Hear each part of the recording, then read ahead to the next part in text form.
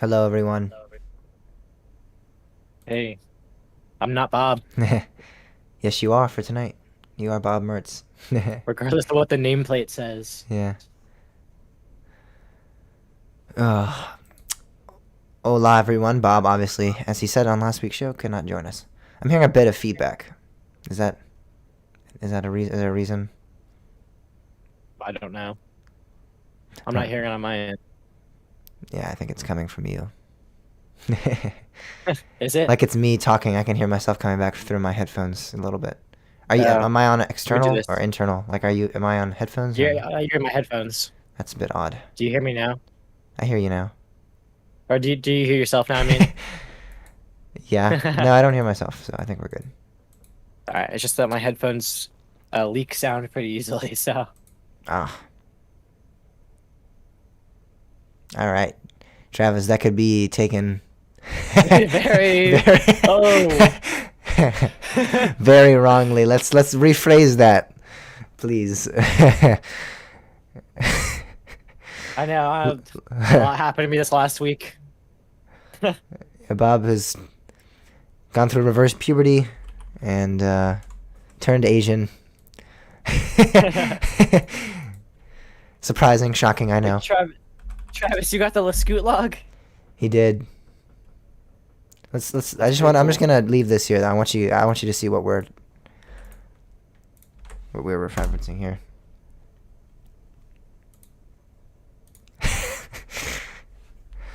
Oh man, I love the definition of this. A very firm and large turd, often the result of Mine, on mine, I opened it up and there's just a picture of Anthony Fauci right next to it as an ad. That's funny. That's so weird. Pics at 80, Anthony Fauci still together with his partner. Thank you for that.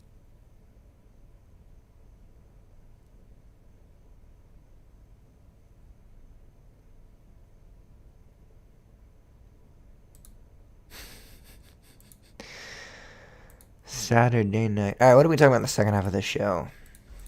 I don't know, this is always the debacle. Tis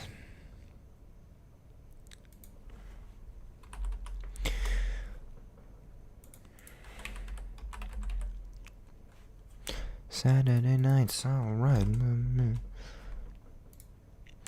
This is Hmm. always our downfall. It's like, oh, we've gotten the news done. Oh, wait, we have a second half of the show. That exists. Oh, that's not. We could always go to RCDB random coasters.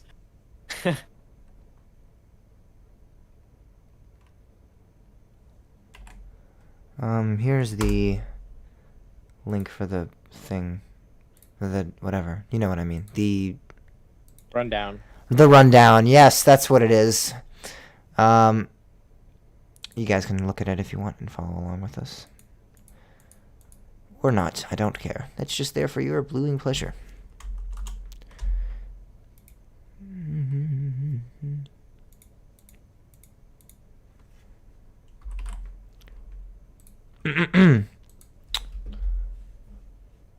What is what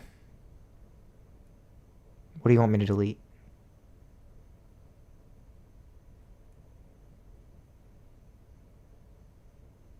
You sent like multiple messages. Is it which one in particular? Saturday, Saturday, Saturday, Saturday.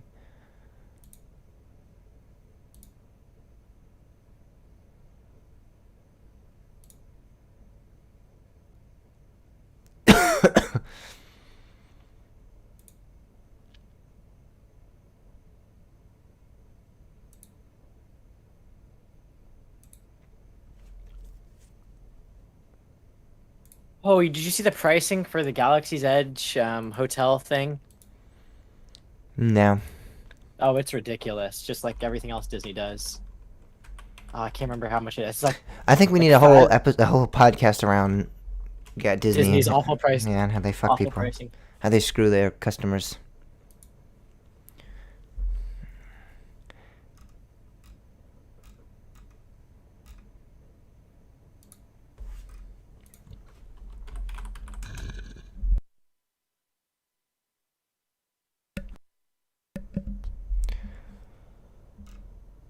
It's $750 per person per night. Per person? Per person per night. I think Yeah. it's for at least a group of two, because it's a several night thing. For at least a group of two, it's like 5 grand. Oh, there goes that idea. I wasn't. Yeah, I wasn't too eager to stay there anyway. Like, Yeah, it'd be cool, but not for that much money. yeah, you gotta like sell your soul to go to these places. I have to take out like a loan. Yeah. I took out my student loans today. Oh, really? I took out a loan to go to Disneyland for a day. Yeah. I went one night.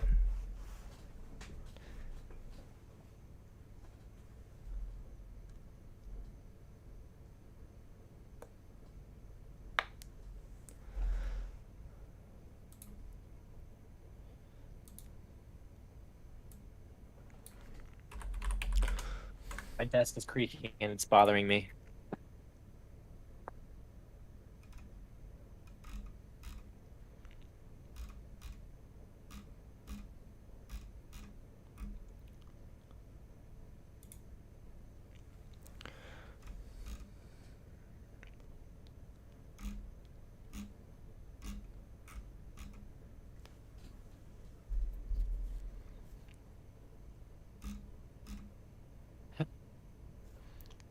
Travis, he says I have a 500 pound problem to go take care of. It's $1,209 for 2 nights per guest per night. What's up, Cam? What is the Voyager total? The Voyager total is $4,800, whatever that is. I guess that's just if you have 3 people. Unacceptable for you to watch football. It's okay, you haven't missed anything. I'm really confused what the Voyager total is. Voyage.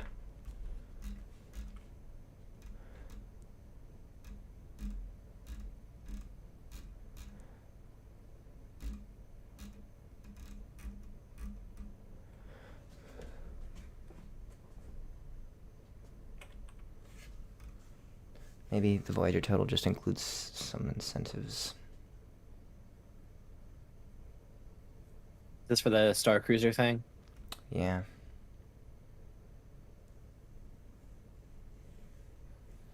I guess you can't stay as one person. Yeah, they expect you to have friends, which is not likely for Star Wars fans. They're not really Speaking from experience. they're not really monitoring Social- they're not monitoring their audience well, because I feel like most Yeah. of the Disney fanboys not- are loners. They're not, yeah, they're not looking at their the demographics very well. Yeah. Did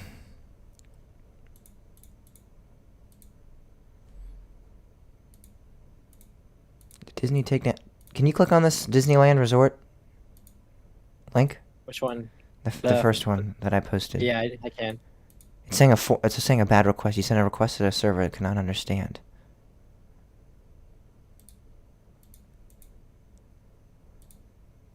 It's the only link on here that's doing that too.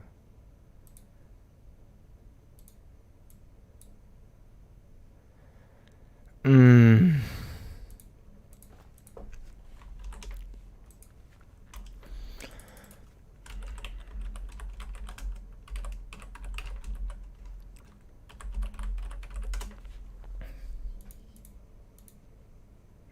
If I go to it on the internet. All right.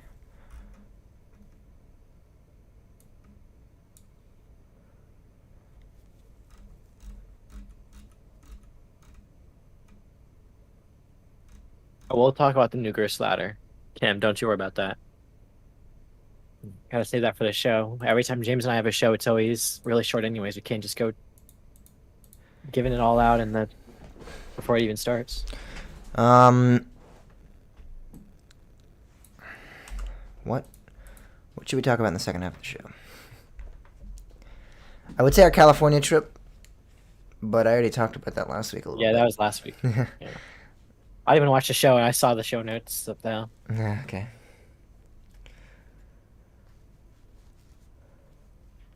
I don't know. This would be the perfect week to talk about our trip. I know I should have waited. I didn't really realize. I didn't really think that far ahead. But what we had talked about last week then. Oh man, this is always the dilemma.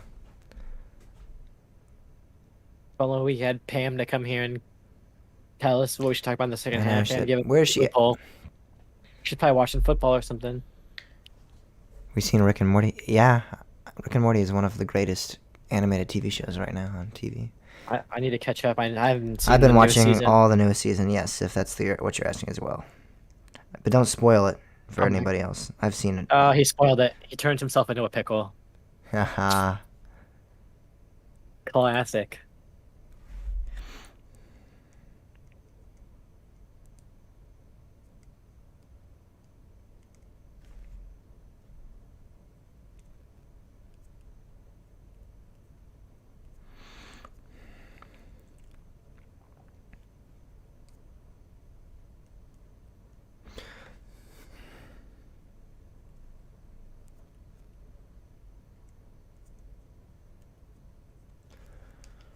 Oh my god. What are we talking about in the second half of the show? Rick and Morty?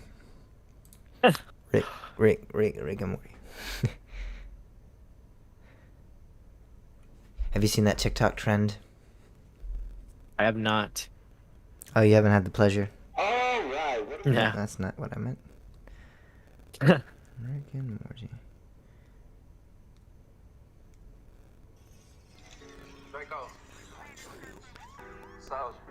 I'm gonna get copyrighted for this, and the video's gonna go down probably.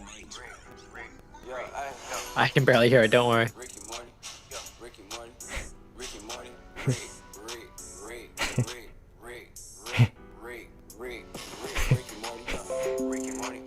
This is what music has come to these days, guys. I mean, really, come on. What the hell is that? That's like a really popular song on TikTok right now.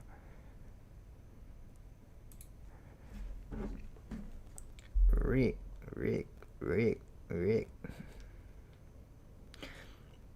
YouTube, if you take me down for that. Is that someone's actual song they made, like, and published online?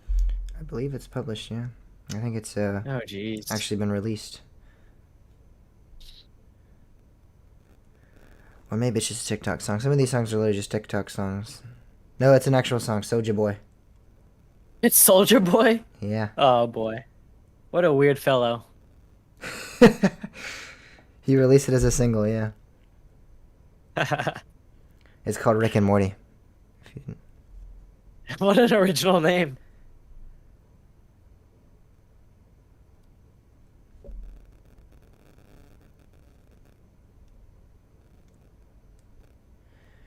You should be able to see the document, Pierce. I don't know why.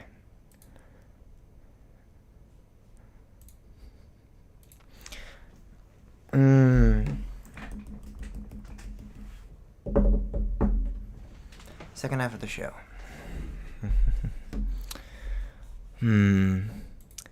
Maybe the weekly poll should be: is this new Glenwood Caverns coaster good? Is it really Yeah. that great of an addition? And is it really... I don't think people realize that it's 3 elements. Like, there's no way these idiots are out there going, oh, praise Glenwood Caverns.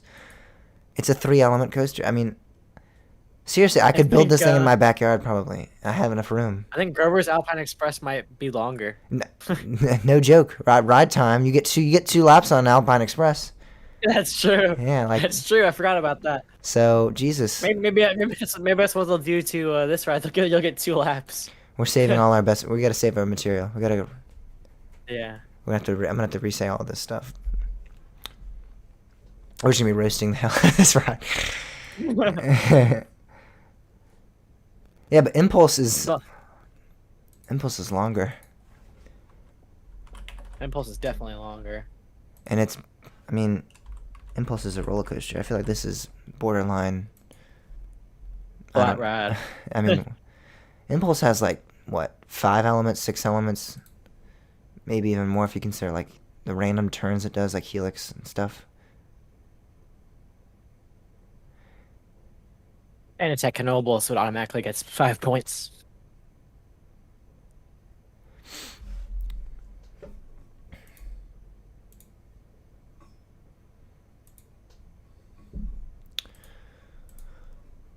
Um, every time Mike said he would be here, and he's not. He lied to me.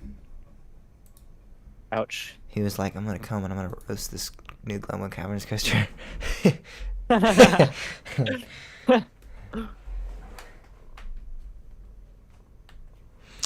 um, I don't know what to talk about.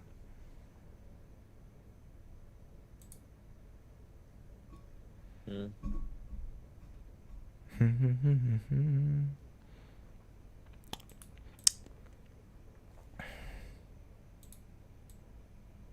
Here we go.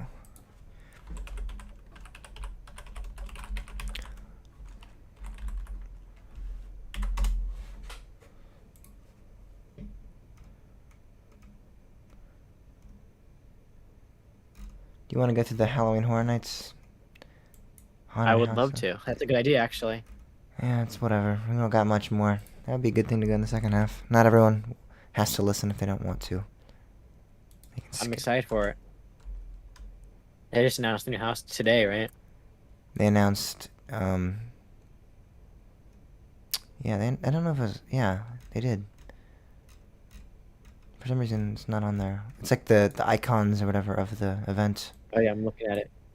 but it's not on their website for Wait. some reason. Beetlejuice is gonna be a house? Yeah. I haven't even seen that movie. I need to see that movie now. You never seen that movie, Beetlejuice? That's I a cult haven't. classic.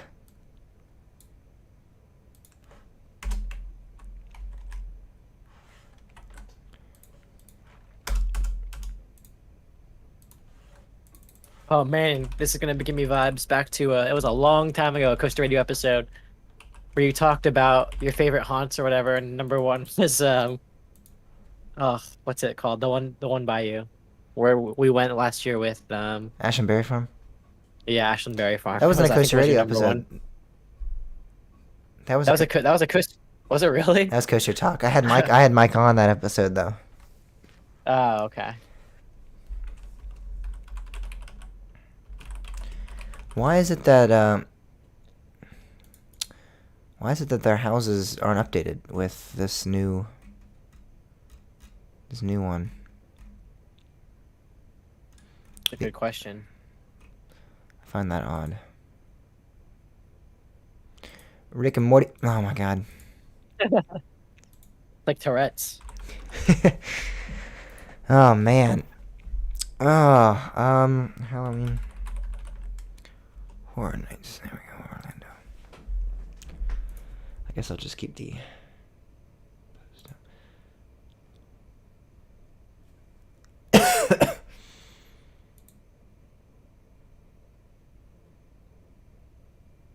So I'm assuming all of these characters at some point were kind of the mascot, yeah. the mascot, the symbol of the event. Yeah, they were. Actually, I watched a video I think last year about it like goes over like from the beginning the history of like all the different mascots and stuff. Do you remember? Nope. Great. I'll have to watch it again sometime. Not tonight. Yeah, that one time it would come in handy. Yeah. I can just Google past Halloween Horror Nights mascots or something.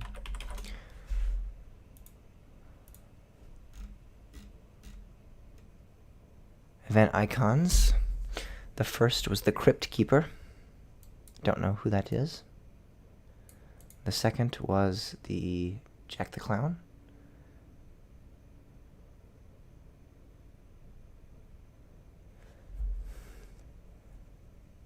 Lady Luck. Harley Quinn. What?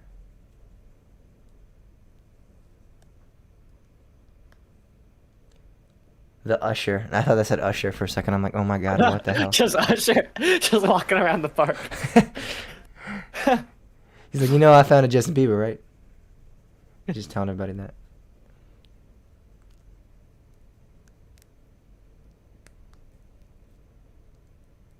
I'm on the Halloween Horror Nights wiki, and I do not think I'm looking at the right thing. Unless in 1991, the Rat Lady was the first character at the park event icon. Maybe I'm looking at the wrong thing. No.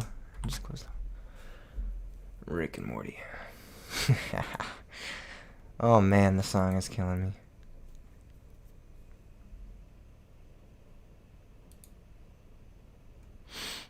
I feel like every season they do the Jack is back thing. No, that's Busch Gardens. Apparently, in the 11th season, he came back and they did Jack is back. Jack the Clown. Jacket. Busch Gardens is the pumpkin guy. Yeah.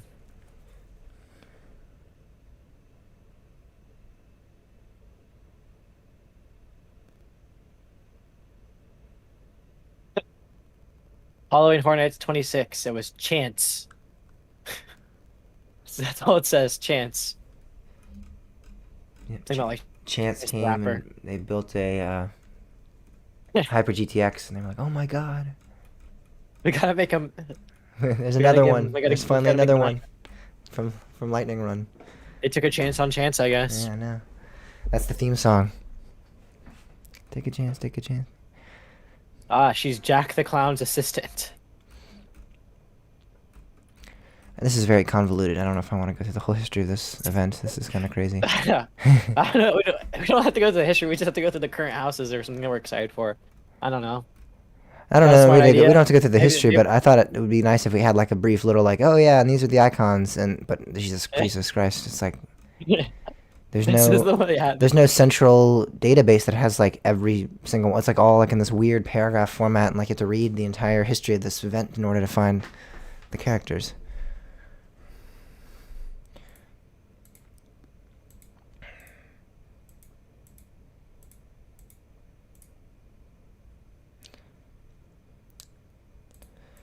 All right. What's the weekly poll then? Do you think that's a good one? Is the new coaster good? Is the new coaster Defiance a good addition?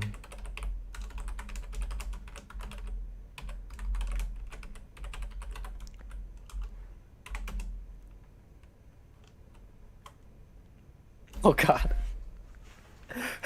The chat. Wait, what's the chat doing?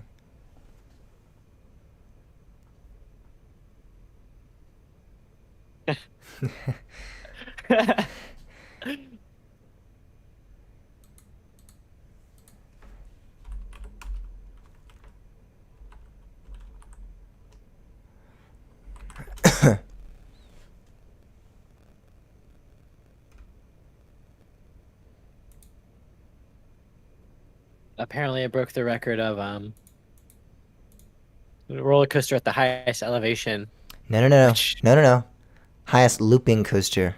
Oh, that's right. Yeah. That's right. Yeah, there's another Yeah, we'll get into it. and then they broke the record of it's the steepest free fall drop, which is bullshit, but it's all right. We're gonna get to that. Just you wait. All right, we're pretty much ready then. All right. Gotta test my mic. Get Audacity. Oh, I need to do that too. It's a good time to Hope do it it. sounds right. Yeah. I am testing my mic and hoping that you cannot hear my obnoxiously loud computer fans.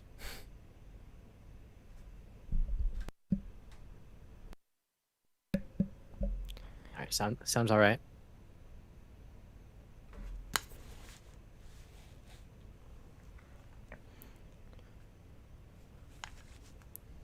Hopefully, people can hear mine as well.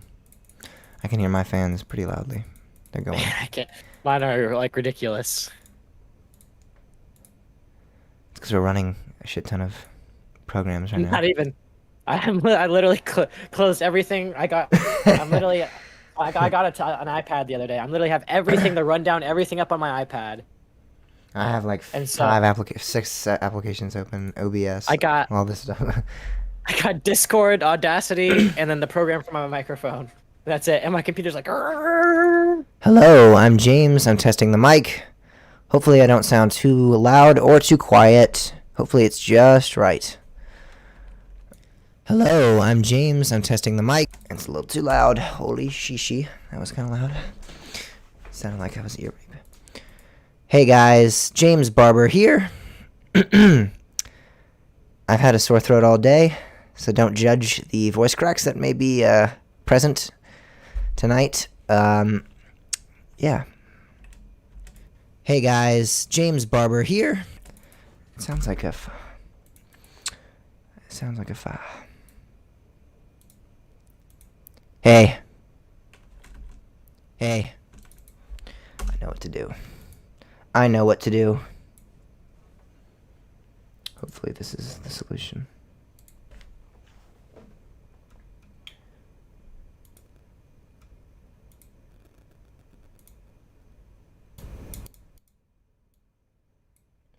The boys are back in town. The boys are back in town. Bow. Hey guys, James here. This seems to be hopefully better because I've turned my microphone levels down. Let's see. Hey guys, James here. This seems to be hopefully better because I've turned my microphone levels down. Alright, that seems good. I'm gonna go get some more water and then we can start. Yeah, I'm gonna get another bottle. So I already went through mine.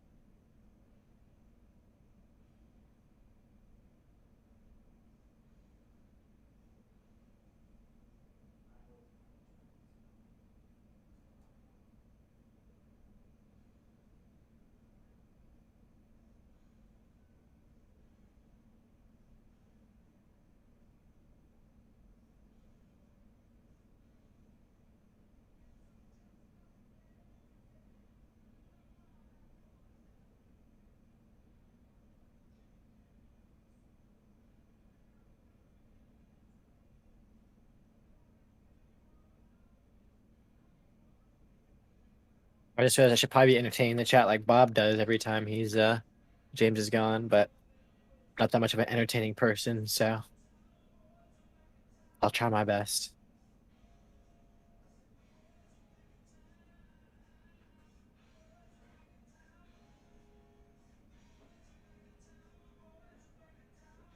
I'm not gonna sing a song, I can tell you that right now.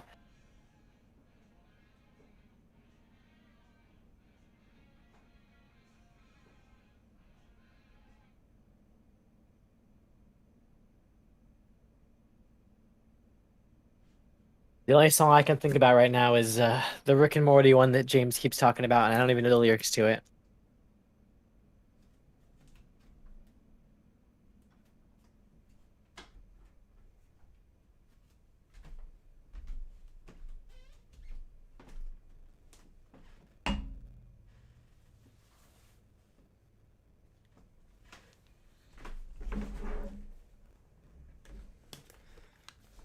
What's up? Alright, Thank God you came back to save me. why? They wanted me to sing a song. Rick and Morty.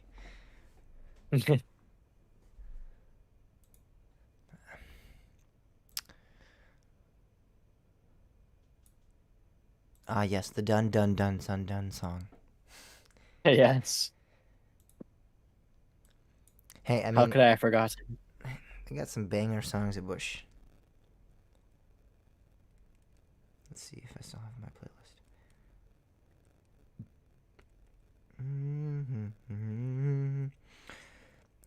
Just got back today. Them wild-eyed boys that had been away. Here we go. Music in the Fest House. Only during summer nights, so it's all German pop music. I can't hear it at all. You just look like you're dancing on my screen. You can't hear this music? I think you have a noise gate on or something. I think when you talk, I can hear it, but that's it.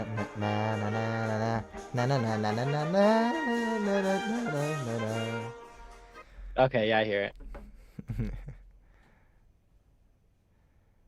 had to sing for you. Yeah, I forgot Discord has a noise gate on this. Like it's like automatic. Oh, that's what that is then. Yeah. Maybe I should add one of those to Audacity so you don't hear my fan in the background. Is there a noise gate?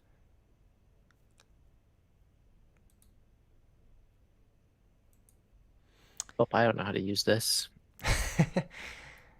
Select the audio for noise gate to use. Oh, Control A. Oh wait, do I noise gate it after? No, that doesn't make any sense. Are you talking about Audacity? Was that? Are you doing that noise gate on Audacity? Yeah, because you can hear the very light buzz of my computer fans in the background when I'm not talking. What you will, I think it is actually you do it after. Is it post? Okay, that's probably better then. Yeah.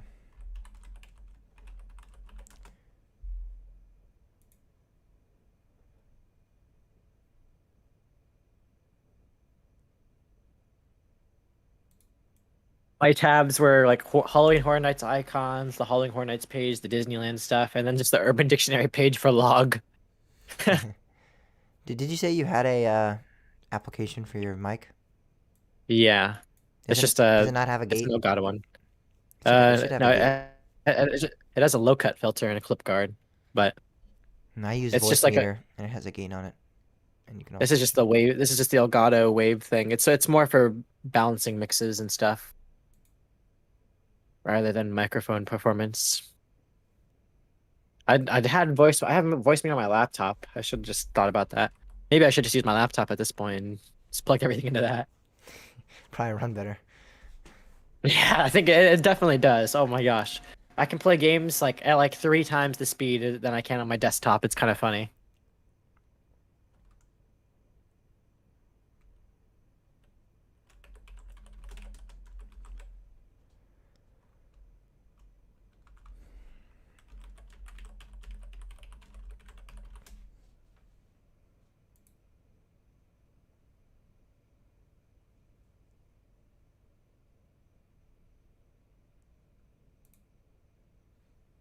All right, are you ready to record then?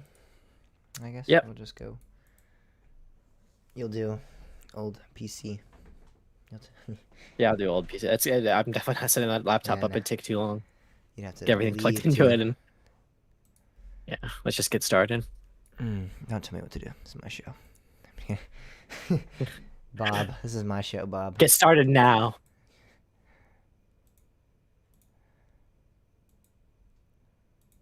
All right. You ready? Yep. Wait, did we come up with the poll? Oh wait, we did. That's right. I'm ready. All right. 3, 2, 1. Welcome back, everyone, to another week of Coaster Talk Podcast. This is episode 132 of the show. It is August 8th, 2021. I am James. And I am Anti-Bob, Yeah, also known as Timmy, back for the another official episode. substitute co-host. Indeed. We need to make you an official substitute co-host shirt. Like, I've underneath actually the been logo thinking just that. says official substitute Substitute co-host. co-host. That would be great. That would be pretty great. Yeah, back for another episode as Bob is currently on vacation with family, so obviously can't participate in this nerd fest. Yep, you What do guys got Coaster stuck with Talk? me for a week. Yeah. Yeah. So, yeah, we're back for another episode. This is your source for everything roller coasters. Welcome. 132 episodes down. Got quite a few to 200, pretty but I crazy. feel like I know I keep looking at that number and I'm like, oh my gosh, we've done it. Every week we get on this thing called the internet and we record a show, and we've done that 132 times. It's quite unimaginable. I feel like the 100th episode was just recently. It's kind of crazy to think I know. about. I say that. I say that every time that we bring it up, and it does. It feels like it was just the other day that we were struggling with Craig and Yeah. getting the Drunk Riders and all those great guests, Mike Collins, Clint Novak, on the show. But, geez, that was 32 episodes ago. That's Yeah. months and months ago. It's crazy. Um, wow. So we have a bit of news to start off the show, kick off this week's show. Nothing really else to talk about right before we go. We are going to California. I think we could bring that up, Yeah. which kind of ties into the first story. But yeah, next week it will be our California trip. It'll begin next week. I know. I can't believe it's next week. I keep looking at the calendar and it's It's like, kind wow, of like, it's just sporadically jumped upon us. Kind of, it's kind of weird. All of a sudden, yeah, I'm it's excited for August, it. the middle of August almost, and Yeah. yeah, it's coming up. The next show you guys hear will not be recap from California. It'll be right before we're leaving, so it'll be me and Bob again because Bob will be back next week. But it'll be like the day before we're leaving, kind of. Oh, I'll be So sitting in your room, probably just yeah, sitting there listening. staring at me. Um, Yeah. so that's what you'll hear next week. So don't like, oh wow, next time we hear James, it'll be from California. No, it won't be quite yet. It'll be 2 weeks the next time you hear, and I'll actually be in California when we record that show. So that's gonna be fun. I'm gonna see how that works. I don't know if it's Your mic. no, I don't think I'm bringing my mic. I think I'm gonna have to take the little clip-on mics. I'm not taking this mic through TSA and all that. Yeah. Um, I think the tripod will be hell enough. yeah, that'll be That'll my be fun to explain. that'll be my that'll be my challenge just to get the tripod through. I'm not gonna try to chance it and and bring Bring a both. microphone. Yeah. Um. So yeah, we'll be going to California, and one of the parks we'll be hitting up is the Disneyland Resort. Um, those parks include Disneyland and California Adventure, and they have just introduced a new pass system. Um, Yep. it is quite It's, so. A while back, they canceled their annual pass system, and it wasn't received the best with their previous pass holders. They were quite upset because Yeah. a lot of these nerds, so to speak, go to Disney like every day. Every day they're at Disney. So this Yeah, pass jeez. was When I lived there. there, I only went every week, so I'm Yeah. obviously not a nerd. You're not. No, some of these guys literally are buying daily tickets just since they've canceled and decided to stop the sale of their annual pass system. They have bought just daily tickets every day. So I'm sure this is somewhat of a relief for those individuals because there is a system coming back, but it's not what we're used to with Disney. It is more like a membership, like we saw at Six Flags the other years when they announced it, and Busch Gardens and the SeaWorld parks announced a few years back. It's more of that nature. So it's the Enchanted Key, or Magic Key, excuse me, program. And it's quite interesting. So I'm a little lost with the naming of these tiers. The tiers, They're yeah. not very descriptive. It doesn't Magical. actually tell me. Well, it doesn't really tell me what I'm getting. Like they're all very. I don't know, like names It that shows they like all a seem like they could buzzword. be That's great. what it looks like. You know, It shows a buzzword. with the Six Flags passes, it's you can tell that there's a Oh, descending. it's a definite level. Yeah, there's an Yeah. ascending order of the tiers. Bronze, silver, platinum, diamond, elite, whatever. This is like which order are we going in? So there's the dream key, the believe key, the enchanted key, and the imagine key. I want you to guess, is that the ascending order or the descending order? Like that's you can't tell because they all seem rather good names. Like those all seem like, oh, I got the dream key. Oh, you must be good. Nope, that's actually the lowest tier. That sounds like something that would be pretty awesome to have, but it's actually not. It's actually the lowest tier they have. Yeah, the imagine key is wow. It's just The imagine ugh. key is where it's at. So the No, you got it backwards. The imagine key is the lowest tier, and the dream key is the top tier. is it actually? Just look at the pricing. We'll point proven then. There we go. This has exactly proved your point. Yeah. Maybe I did that on purpose. That's Maybe I good. didn't. I won't ever share. No. But yeah. So and they even put it on their website, kind of weirdly then, because they have a dream key, believe key, enchanted key, imagine key. Maybe I don't know why they did that in that order, but I'm not gonna share whether or not I did it on purpose or not. I'm gonna plead Plead the fifth. plead the fifth. Yeah. So yes, these tiers are different prices, obviously, and they include different benefits, just like we see from the Six Flags and and SeaWorld parks. The interesting thing about this is you will have to make reservations to Yeah. gain admission into the parks, which is new. Annual passes, you just showed up and got Yeah. in. Now you have to reserve. I don't know if this is solely due to COVID or if this is something to stay. I don't know. Yeah, I thought that was really interesting too. I remember seeing something. It was popped up on my Twitter because everything Disney always pops up on my Twitter because I guess I'm a Disney nerd. And so it was something like about the park president talking about like what COVID has done to the theme park industry and like what's here to stay. And he said the main thing was that Disney's going to keep doing reservations at their parks. So I guess this is what he was referring to. I guess he was giving like a little sneak preview into their membership program where you pay a minimum $400 and still have to reserve to be able to walk into the park. Yeah. So it is a reservation-based admission system, and interestingly enough, like the memberships at the regional parks, there are going to be blockout dates for the lower tier memberships or keys or whatever you want to call them. The Imagine key is $399 or $19 a month, and you can only get it if you're a Southern California resident, which is interesting as well. You have 2 park reservations at a time, so you can have up to 2 reservations at a time, which I'm concerned for the pass holders here, right? I don't care because I'm not going to buy an annual or a membership to this park ever. But those that do, what does the 2 reservation mean? Does that mean you can have 2 reservations and then the next day, once those 2 reservations are up, or once you've used one of them at least, you can make another one and they're easily accessible? Or is this something that it's going to be like every day that they release a reservation, like it's booked up within a minute? Or like how competitive is this going to be to gain admission as a key holder? I mean, you'd think a pass holder system, they'd want as many of them to come in the park as possible, but it seems like there might be some limitations to how much you can get into the park. See, my question also is there unlimited reservations? Is my question, or if they're limited, what are we looking at? That's all. I'm curious. if you get 2 park reservations, it's a 2 park resort in quotation marks. So does that mean like if you want to go to both parks on a Friday or something, does that mean you have to use up both your reservations for that for at a time, or does that mean like you like reserve your ability to be able to go into the parks? I would imagine for one it's day? a park hopper style. Like you make the reservation and it's good for the whole resort.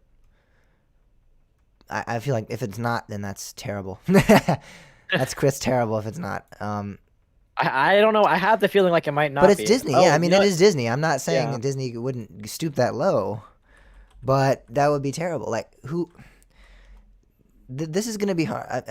It's hard to justify. I mean, $400 is the lowest you can go. That's like the most expensive pass at SeaWorld. And it's still like, And you can only get it if you're a SoCal resident. yeah. Yeah, I don't know. Yeah. This is Oh, just that's it's ridiculous. a strange program. And I mean, I know it's Disney, so of course they're going to go crazy high prices and they're going to, that's expected. Yeah, it's just really interesting. So you can actually see the calendar for the Imagine Key, and I mean, a lot of days are blocked out too. Like this is crazy. It's $400. This is keep in mind, it's $400, and there is like no dates available. Pretty much, like it's pretty much all of August except for 4 days, all of September except for like a few like weekdays. It's just a lot of days blocked out. Like I see more. I think there's a majority more blocked out dates than all of June is blocked out. All of July is blocked out. All of August except for, like I said, 2020. This is 2020. I was talking about 21 before. 2020 is like there's 6 days available. I mean, it's kind of crazy. I mean, so the way Disney has always done these passes is that like the SoCal, they used to just call it the SoCal Resident Pass, I believe, and that was like they pretty much just blocked out the entire summer, and so that's always kind of been a thing. Mm-hmm. But now looking up these blockouts, all that the lowest 3 tiers all have blockouts. So even like the Believe key at that price still has a blockout. Well, not even summer, December even. 1, 2, 3, 4, 5, 6, 7, 8, 9. Yeah, You have 10 I'm sure days. Disney's gonna December. Yeah, I know that's their big time, but still, if I'm going to Disney and I need a pass, who is buying this? I mean, I can't imagine. There's like more days you're not going than you're going, pretty much. I don't know. Yeah. I don't like that way of blockouts. Blockouts to me are, like supposed to be very limited, but they're there and You they're know, they're like important. Like the days right, that they're blocked out, the park knows your they're going to Labor be. Day weekends Yeah, or exactly. Not just the entire month of every July, like. every month of June. Like, come on, what?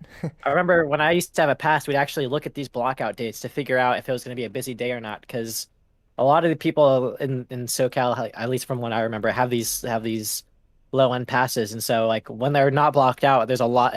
You can actually see a noticeable difference in how busy the park is. Yeah, it just shows me that Disney knows their market. I guess that they know people are going to pay for $400 for maybe what is this like?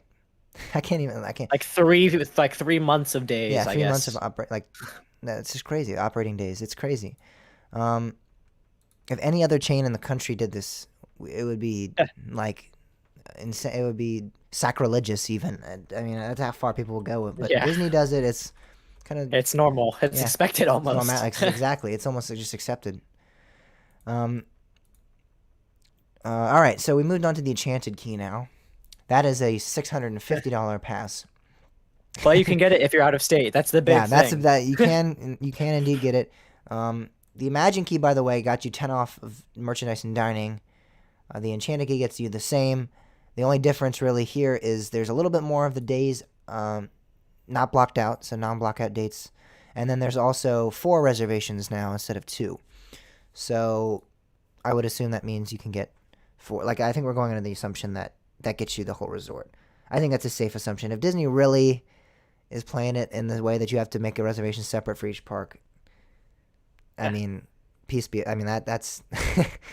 I'm That'd just be not gonna. I'm hilarious. not as much as I don't like Disney. I'm not gonna. I'm gonna give them the benefit of the doubt here and say that's not what they're doing. Um, so they have a little bit more leniency with the blockout dates. You get like a lot of March and April. I think those days there were more days blocked out on the calendar previously. Um, July still completely booked up, which is nuts. June, you still have 6 days. May is a little bit more. So there's a little bit more days here to visit, which is obviously expected. Hopefully, a higher tier would give you that. And well, like I said, there's really nothing else different as opposed to the Imagine Key, except you get 4 reservations. So if they're making that kind of the big marketing draw of these passes, I'm thinking they might be difficult to come by, right? Like Yeah. their benefits, their incentives to get the pass on their website are you get 4 reservations, you're 10% off merchandise, 10 off dining, and then they give you the blockout dates. If there was more to the pass, they would obviously share that. So I guess the reservations I'm assuming are going to be difficult to come by, So if you which the sucks. way I I kind mean, of think about it is like so the Imagine Key I think are those days are gonna be like incredibly hard to get, and then like every tier you go up, the days that aren't blocked out for your tier specifically, that all the other tiers have blocked out will be easier to get. So you're almost paying for a higher chance to get a reservation. It a looks higher chance like. to get a reservation. Also possible that they, for even the days that do accept all passes, maybe give like, hey, let's give 50% to the Dream Key. They get 50% of the reservations. Everyone else gets 15 or whatever, like a percentage almost. Maybe they do Yeah, I it see like what you that. mean. I don't know. I don't know. I think it's going to be interesting to see how they do these reservations. I'm really curious to see if it's going to be competitive and something that like you have to stay up until 11:59 that day Yeah, and then like like sit there, refresh, refresh, exactly refresh, like what trying to people get do a. for getting to some of the coaster events. People sit there like Coaster Mania, those events that sell out in like minutes. Is it going to be like that, or concerts that people go to and it's a big name, they're coming to this venue and you have to sit there and hurry up and put the ticket in your cart before they sell out. Like, is it going to be like that? I really hope it's not for the for the pass holders, because I would feel really bad, but it is Disney, so I swear I would not put it past them. Um, so the next key, the Believe key, is obviously similar. 10% off discount merchandise, 10% discount off dining. Here's where it gets a little bit better. You get some 50% off parking. Oh, So, thank God! At $950, you yeah, get exactly. 50% off parking. Yeah, and once you've paid Wow. almost $1,000, which I like that little trick they're doing here. They're not making it 1,000 yet. It's a little bit of an Yeah. incentive to buy. Well, it's not $1,000 at least. It's only 959 or 449. It's an interesting little marketing trick they're doing there. Um, I just think it's hilarious that at $950, you finally they'll let you only spend $12.50 for parking. They'll give it's you that amazing. luxury. It's amazing. And obviously there are less blockout dates. So pretty much all of July, all of June are open for this past August. Thank God. I mean, you're paying almost $1,000. You better believe I would be mad even if I mean at this point I'd be mad if there's any blackout days I'm paying $1,000. But Yeah, again, really. Let's these are be We're honest. talking Yeah, about Disney fans here. Um, it's a lot of December still blocked out. Obviously, that's a big market time for them. April, some of the days like spring break. I don't mind that as much because who wants to visit Disney in spring break and winter break? exactly. Yeah, But still, it's kind of just the principle. Like if I wanted to, I feel like paying $1,000, I should be able to, even if I don't want to. Like personally, I think I should have the option. And then lastly, we have the Dream Key, $1,400, which at that point at $950 versus $1,400, you're already spending $1,000. Just come it's on, just it's $400. Let's just get the Dream Key at that point. just yeah, just yeah, it's ridiculous. Just think about how much money that is. Like it's Yeah, like I could just put a down payment on a car, a or I could get past. car. Yeah, You could buy like a nice laptop. I mean, you could buy you can invest in some very nice technology, and you're gonna buy a piece of paper to get you in a park, yeah, or plastic or whatever yeah. uh, But keep in mind with this, you get material they free use. parking. You get Yes, free there we parking go. with this for $1,500, or it's 1.4, but it's who cares. About $1,500, you finally get free parking. Huh. And it's standard. one, Don't. It's one only standard theme park parking. It's not even like anything. It's not even like premium Yeah, or yeah. whatever. At Six Flags, you get the highest tier. You have like the Diamond Elite exclusive entry. All this weird, exclusive stuff that they always are like adding 40 different adjectives to tell you how important it is. And here's just standard theme park parking. You get 20% off merchandise and Yeah, 15% off food and beverage. Yeah, Yeah, just keep 5%. that in mind. Look at that. Think about that. 20% off merchandise at my home. I guess not at every SeaWorld park. Got to keep that in mind. But at my Yeah, home SeaWorld park, you get 50% off merchandise, which is a very significant discount, I think. I mean, I look at that's everything and I'm half like, off. Yeah, yeah, it's kind of nice, like looking at pins and I'm like, oh my God, that pin's like $15. And then I'm like, wait, no, it's only $7.50 for me. yeah. But I mean, at Disney, they just suck all the money out of you. And luckily, once you've spent $1,500, you don't have any blockout dates. Finally. Another thing I've noticed that you have to keep in mind with this is that if you want to do the payment plan, like we actually pay per month, like you would kind of like do with memberships with a lot of these companies, Yeah. you can only do the monthly payments if you're a California resident for some reason. Yeah, I thought that was interesting. So the Enchanted Keys, 40 a month. The only one that's like normal to me, like I've seen parks charge this much because I have a platinum pass at SeaWorld. It's 19 a month. Like that seems reasonable. Then I'm seeing 40 a month, 65 a month, 102 per month. I'm like, what? Those are the higher tiers. So it's crazy. It's just an absurd amount of money. I can't imagine. Disneyland cannot be this good to me. I mean, I'm going. It cannot be this good. Oh, I mean, I don't despite think it's $1.4 thousand, kid. despite how much it's a legacy, really. It's a park with a legacy, and Yeah. and the theming's supposed to be out of this world. I I mean, I, I can't even That's put a lot into of. words. I I mean, can't even describe how crazy people have to be to put money down on this. And the thing is, thousands, hundreds of maybe tens of thousands will, I don't know about hundreds, tens of thousands maybe will buy this pass. oh yeah. I They'll mean, make I believe a that ridiculous amount of the money old behind this. passes I had, we were actually going to cancel them because they kept price hiking them so much. I mean, but it was getting to the point where it was like 450 for like the tier above the one that gives you all the blockouts, pretty much like the Imagine Key Uh-huh. is now. It was like $450 for that tier. So that I guess like their Enchant Key hmm level now was like $450. And we were about that was like the year I moved out in like 2014, I think, if I remember right. It was something like that. hmm So it's like just now the amount they're just increasing every single year is just Yeah, it's now the crazy. enchant key for reference. You want it once again is 650. So it's gone up $200. The same value pass I that remember right, Simi yeah. had. It's gone up $200 pretty much about. Um, yeah, and it won't slow down. I'm sure. Next year, the Oh year yeah. after, whenever they decide to upgrade this pass system, it'll just incrementally grow. Um, yeah, so Disney is a scam. Once again, everyone, thank you for coming to this TED Talk. Um, It's kind of funny. I actually found a chart online, mhm. and it's like of the passes over the years. And then once you hit like 2015, it just makes like a vertical line pretty much.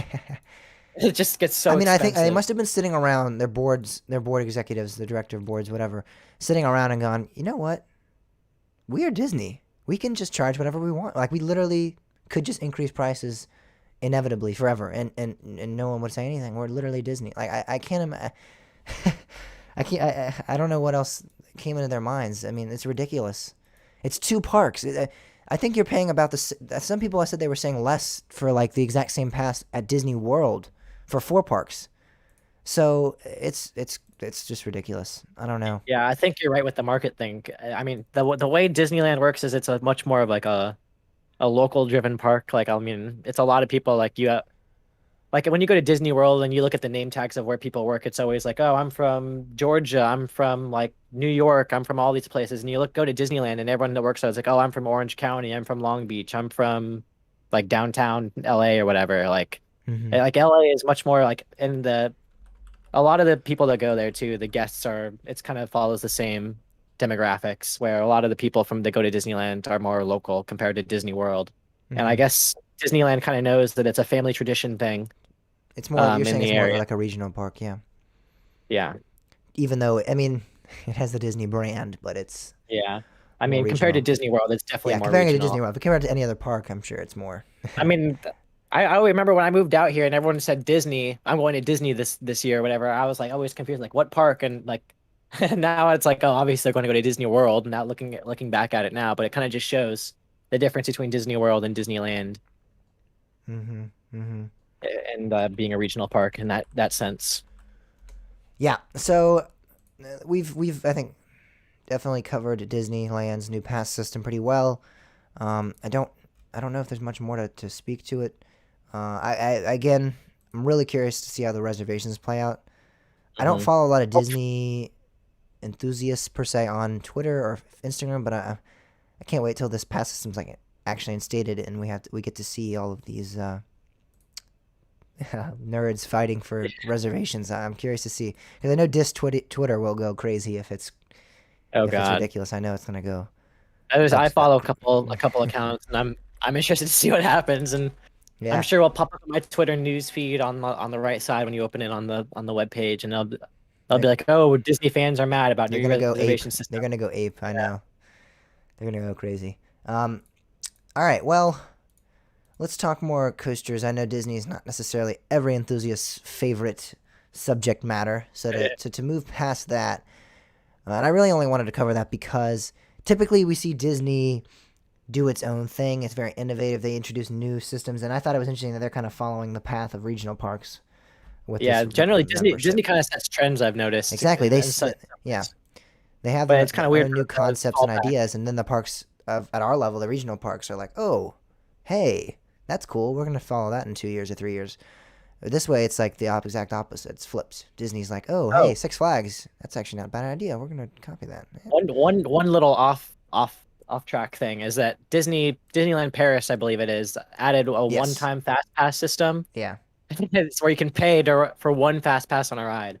That's something I hope other parks do not follow. Really, 'cause it was like kind of expect like Star Tours, like one of the not super busy rides is still like a $10 fast pass. And Just wasn't to it before there was like a free fast lane system? yeah, I'm back at Disneyland too. It used to be with any park ticket, you go up and there's a machine, and then you walk up, you put your ticket in, and it gives you a return time, Yeah, and so that was it. it's kind of similar to how, if, like you remember Busch Gardens, Williamsburg, you get like a one-time free quick queue or whatever. It's different because they actually give you like a solidified time to come Yeah, and it back. was you But could get unlimited too. Like as long you could have one fast pass at a time during the day or whatever. But as soon as that fast pass, you use that fast pass, you could go to another one. hmm, And this hmm, this happened with any ticket, so it was kind of a nice. But now they're like, oh wait, we can charge for fast passes too. yeah, hey, hold up, wait, the regional parks are charging for this? Okay, we're Disney, we got to do it. Um, but moving on, I think Yeah, we've definitely covered enough dissed Disney. Twitter, dissed Disney enough. Um, I hate Disney. Just one more time. All right, moving on. And I'm going. Yeah, that's the funny thing. I'm going to be at Disney. I spent Yeah. The how funny much thing is money we that spent? Like $160 to get a ticket. I mean, $169 for a one day park hopper. yeah. I mean, I That's like a think pass at some park. That's more than a Six Flags membership, I believe. yeah. I mean, it's crazy. So, yeah. I mean, I'm going. I'm going to be Yeah. a paid visitor, so I can't really complain too much. But man, Disney, they kill me The only somehow. reason why it's worth it for me is nostalgia. Otherwise, I would not be willing to pay that much. The I only don't reason it's think. worth it for me is Galaxy's Galaxy's Edge. Edge. Yeah, It does look really awesome. that's I'm excited to see how that that's my is. most anticipated theme park experience, really, ever anywhere. I can't wait for that. It looks so good. Oh, One of my least anticipated park experiences is going to Glenwood Caverns to ride their new Gerstlauer coaster, their new record-breaking Three roller Elements coaster. ride. Yeah, 20-second ride here. So, Defiance. This is the new So a while back, hold up, real quick. We talked about Gerstlauer and a record-breaking um, roller coaster that they talked about building.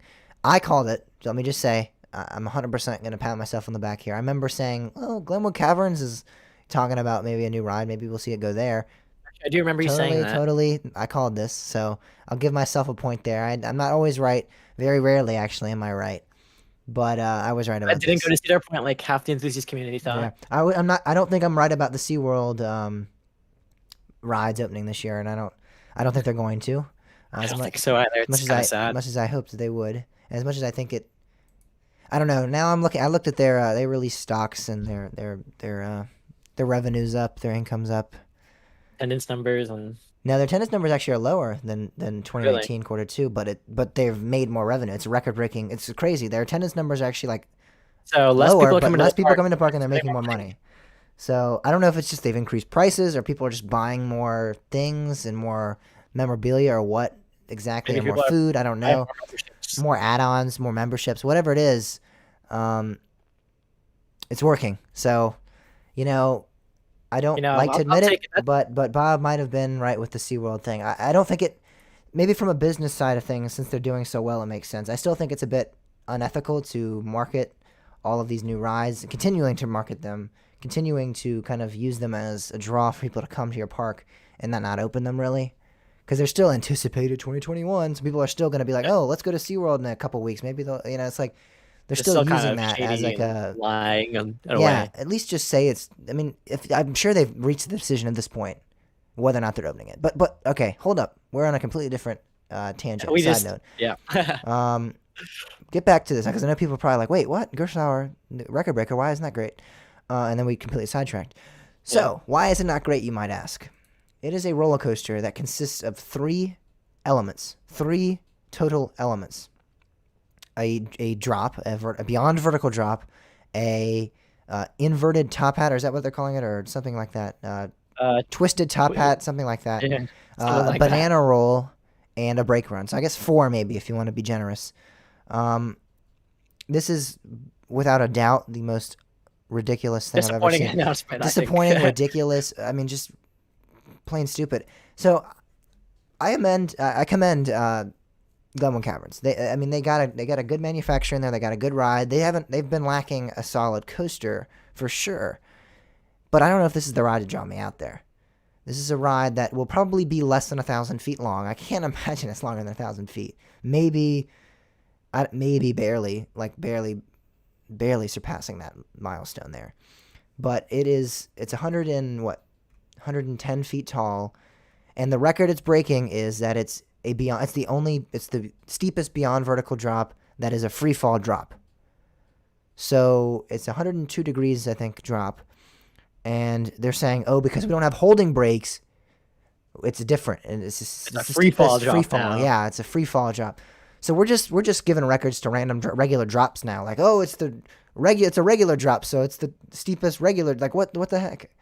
And it's not even really true. Like, I think you said it was USA Today. Arthur Levine actually fact checked them on their own like announcement and stated, hey, Cannibal at Lagoon as a free fall drop, so to speak. So what happens with Lagoon's Cannibal is that you actually you're kind of moving. You're going like a vertical path straight forward, and then you brake, and then you descend on the drop. So you're not actually being held on the drop like facing downward. It's actually like before you actually take the drop. So to me, and I think to Arthur Levine as well, what he's pointing out is that that's kind of a free fall drop because you're not being held by brakes on the drop. It's prior to the drop. So Cannonball technically has the steeper free fall drop. Yeah. So this isn't even a record that means anything. It didn't mean anything, even if Cannonball did, even if this was. I mean, who cares? What does that mean? But even so, it's not even a true record really.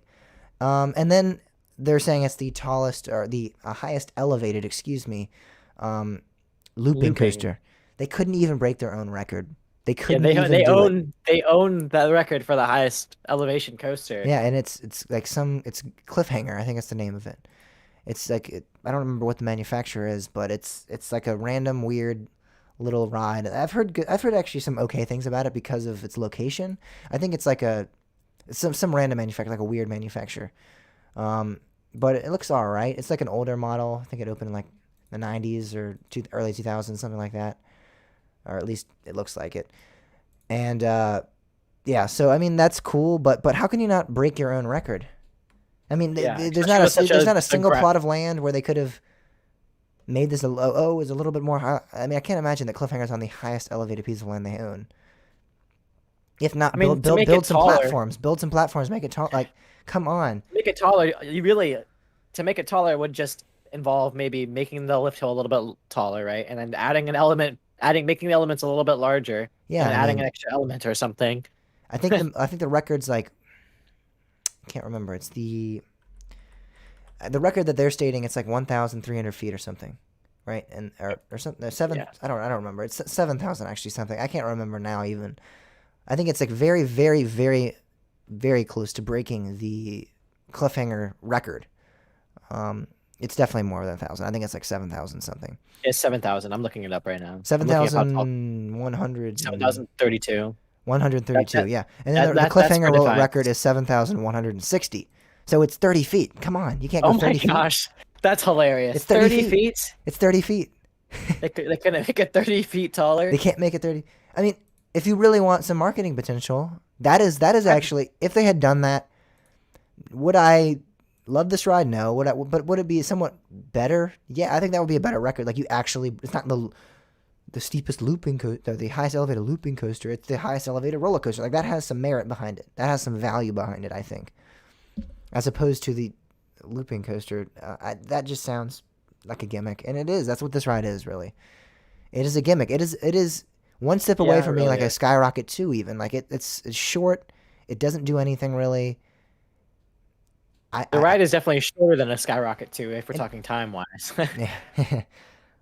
We timed it. And it was like 20 seconds. Drop to brakes. 20, yeah, around 20 seconds about. It's ridiculous, and people are acting like this is like the greatest addition in the history of roller coaster announcements. I mean, I swear, when I saw the ride, I was at work, so I'm gonna preface that with that statement because I was not capable of examining this ride to the highest degree in which I would have if I had been off. So I saw it and I'm like, oh wow, this is cool. I posted about it on Instagram. I was like, oh wow, this is nice. Or so I said something like, oh hold up, or this is cool, or something like that, to that effect. And upon further review, discovered this ride consists of 3 elements. And I'm like, all right, I kind of want to retract that statement now because now I look like I'm kind of one of those people that, because everyone's like, oh wow, great addition, amazing ride. No, it's not. It's really not. It's really, really not. It's kind of boring. It looks pretty boring. It looks kind of bland. I don't really see the value in this ride. I mean, is it going to be fun? Sure, but Gerstlauer does a good job. But even so, is this a great addition?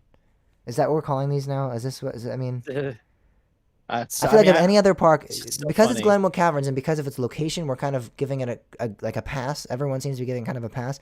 But if like Six Flags, Cedar Fair, Knoebels, even Knoebels wouldn't do it with Impulse. But if any other park, I feel like announced this, we would all be like, "What is this? What is going on?" Yeah, we would be laughing at it and. Yeah, but because it's Gerstlauer, I mean, because it's not because it's Gerstlauer, because it's at Glenwood Caverns. For some reason, this is getting quite the hype and the excitement. I mean, it's nice independent park. It's a Gerstlauer, but I mean, It's barely a Yes, cruise and liner. let me exactly. It barely even tracks in as a roller coaster. I mean, Yeah. it's a flat ride almost now.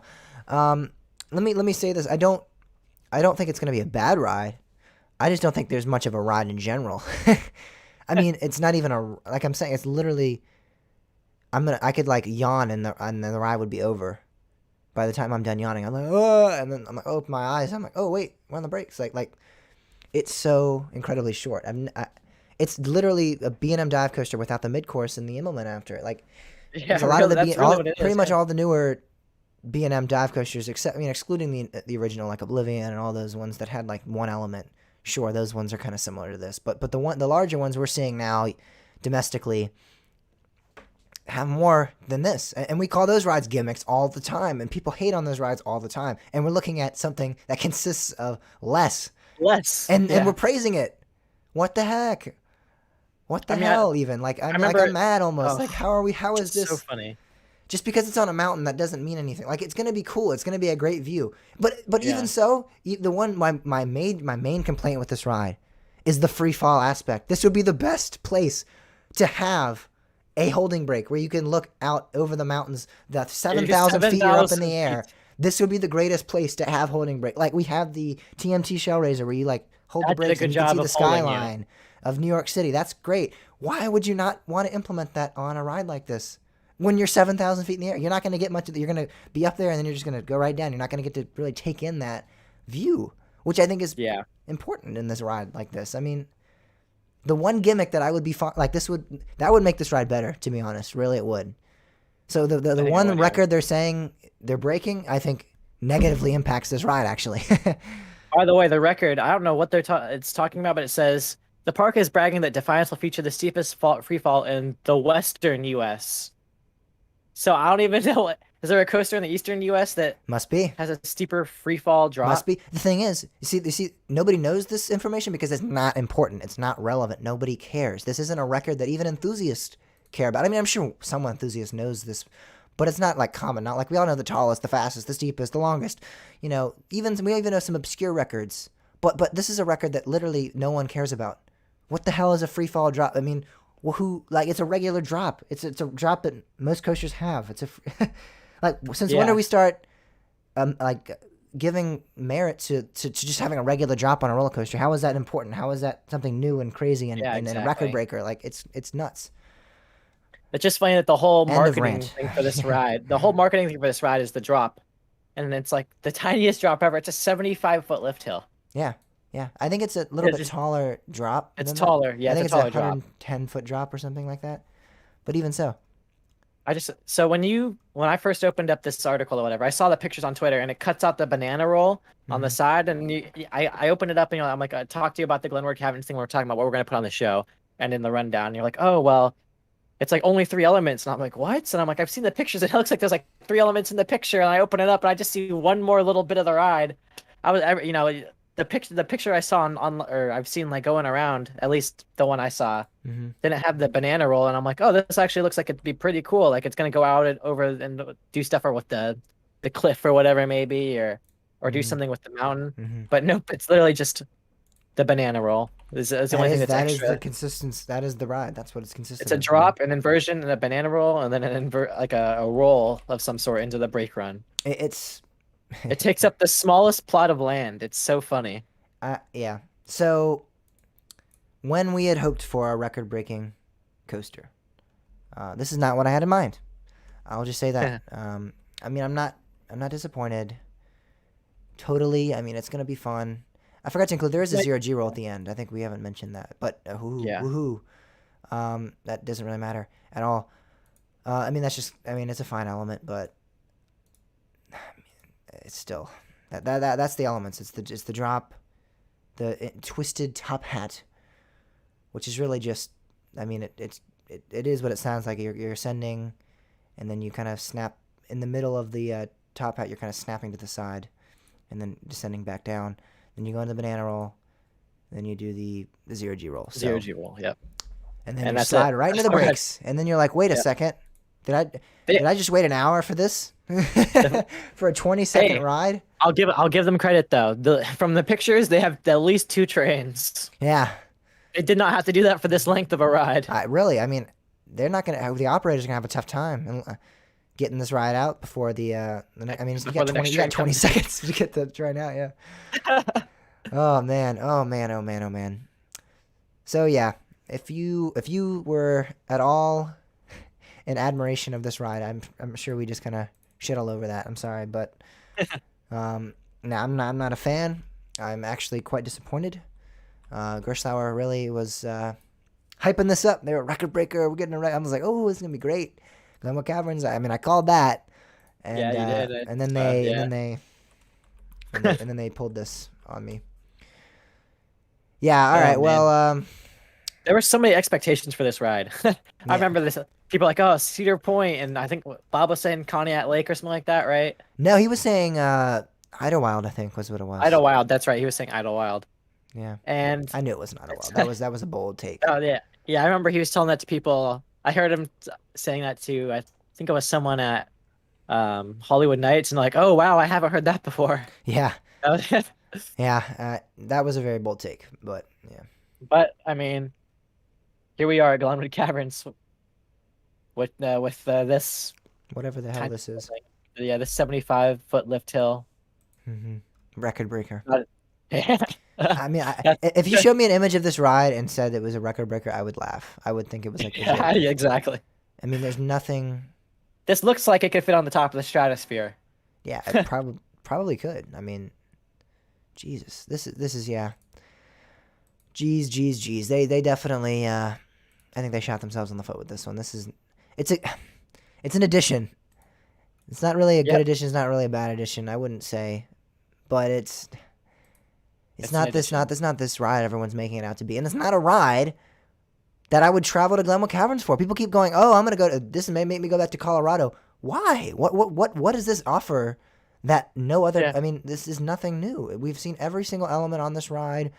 The drop isn't that significant. Oh, it's 102 foot vertical drop for a free fall. Like, who cares? Is that really gonna make you fly out to Colorado to go to this park? Are you serious? Like, that's what's gonna drop. I don't hate Gerstlauer. I love Gerstlauer. If anything, I'm sure Bob would be the one if he was here this week to kind of. He's not a particular fan of Gerstlauer because a lot of the rides cause him pain in different aspects of his body. But I like Gerstlauer as a manufacturer. Like, I don't dislike them. I like all of their rides. But how is this ride, in particular, this ride, not Gerstlauer as a company? Like, how, I obviously respect them and they have a good collection of rides. How is this ride in particular making you want to fly out to Colorado? Is that? yeah. I mean, I have no ambition. If anything, this has I actually made me not want to go there even more. Like, I've always wanted to go to Glenwood Caverns, but now I'm like, what the heck is this? Like, this is what they're doing? Like, what? I Like, think it's the thing not. I'd more be. I still think Haunted Mine Drop, if that's the name of it. Yeah, that drop tower That is looks. I definitely think that. more I of think that what looks better than I'm this. looking forward to when I go out there, if I go out there ever. I will get out there eventually, but let's talk short term. If I ever get out there, short term wise, that's definitely what I'm looking forward to. Look, Glenwood Caverns. If anyone's listening to this from Glenwood Caverns, or anybody is a fan of Glenwood Caverns, or they think this is a good addition, look, I'm not saying it's a bad addition. I don't think it's a great addition. I don't really think it's even I would consider good. For the size of this park, it's fine. Sure, it's good. Um, maybe even good, I would say. But I don't understand why people are raving about this ride. That's really where I'm coming from, because people are indeed raving about this ride. Yeah. So is it a fun addition? Sure. Is it? Does it deserve all this marketing potential and all of this? Not even just marketing potential that they're kind of throwing out there, but does it deserve this excitement from the community? No, it does not. It deserves like oh cool, they're getting a new ride. That's it. We thumbs up it and we move on. We don't need to keep talking about this ride in any capacity because it's not deserving. I mean, what is Yeah. it? Well, this reminds me exactly of what like Oaks Amusement Park got like a few years back. They got a Gerstlauer, I think maybe, or maybe it was a Zamperla, but it was like Adrenaline Peak or something. Oh yeah. I But remember I think hearing about even that was longer than this. Like I think that had more elements. But that was a ride that we saw open up. People were like cool, and that was it. But for some reason, because this is elevated on a mountaintop, we're acting like it's the greatest addition in the history of the amusement park industry. I don't know. All right. Well, I think we've definitely bashed that. them enough. Yeah. I'm sorry to any Glenwood Caverns fans or anybody that thought that was a good addition, I know we just completely obliterated your take. It's a good thing. This next park will be getting used to. Is already used to being bashed by this podcast, I'm sure. Yeah, yeah. Typically not from me though. Typically it's No, Bob that comes on here and takes this. I know it's a shame that he's not here to Oh my God. break this news. We would Maybe be, it's a good thing. We would be Yeah, screwed if Bob was here. this would be like a 15-hour podcast Yeah. about how. Oh my God. It'd be Ugh. bad. So Conneaut Lake is a park that we've talked about in great depth, as Timmy just explained. Bob has come on and talked about how Todd Joseph, the new owner, is mistreating the park, mishandling the park. But now, not only is it just a matter of personal opinion, it's a matter of legal opinion. Like he might be breaking laws. There is a covenant placed on the park by the Pennsylvania Historical Museum and Commission that was instated back in 2013. It includes rides like the Blue Streak, Hotel Conneaut, the Carousel, and other structures located in the park. And it lasts until 2028. So even though this was instated under the trustees, it still is passed down to their successor. And Todd Joseph's pretty much breaking this covenant. He has destroyed a lot of historical structures and the rides and a lot of things. So I don't know necessarily what legal action can be taken to reprimand him. I don't know if it's a fine. I don't know if it's, getting or I don't know what I'm trying to say. I don't know if it's like he has to give up ownership of the park. I don't know what his consequence will be. Yes.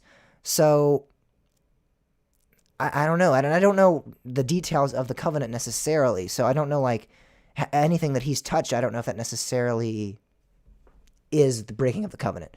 But people are saying that it binds him to, treat the park with respect. And I don't know if he's done that. And I don't know, again, to what degree, how can they punish him? I don't know the details, really. I'm not a legal expert. I think we have like a little bit of the covenant on this link we have, but it doesn't really state like what structures. It's just a Facebook post, so Yeah. don't expect too much from it. I don't know. It doesn't really say what structures, what complexes and things of that nature can be touched or what can't be touched. I don't know. So it's going to be interesting to see if anything actually comes out of this. I think it's interesting. Right. I mean, there has to be something, at least at the very least, a slap on the wrist to Todd Joseph, right? There has to be something. I mean, at least there's got to be like a fine or something, you would think, at the minimum. Yeah, I just don't know to what extent they can punish him. So obviously, if Bob was here, he'd have a 4-hour rant about how mistreating, how I'm sure he'll save it for next week. He's mistreating the park. But yeah, there is indeed a formal commission that states legally agrees with Bob that Todd Joseph cannot continue on this destructive rampage. I mean, he cannot touch rides like Blue Streak and things of that nature under this covenant. So whether or not he stays true to it and actually follows through is another story.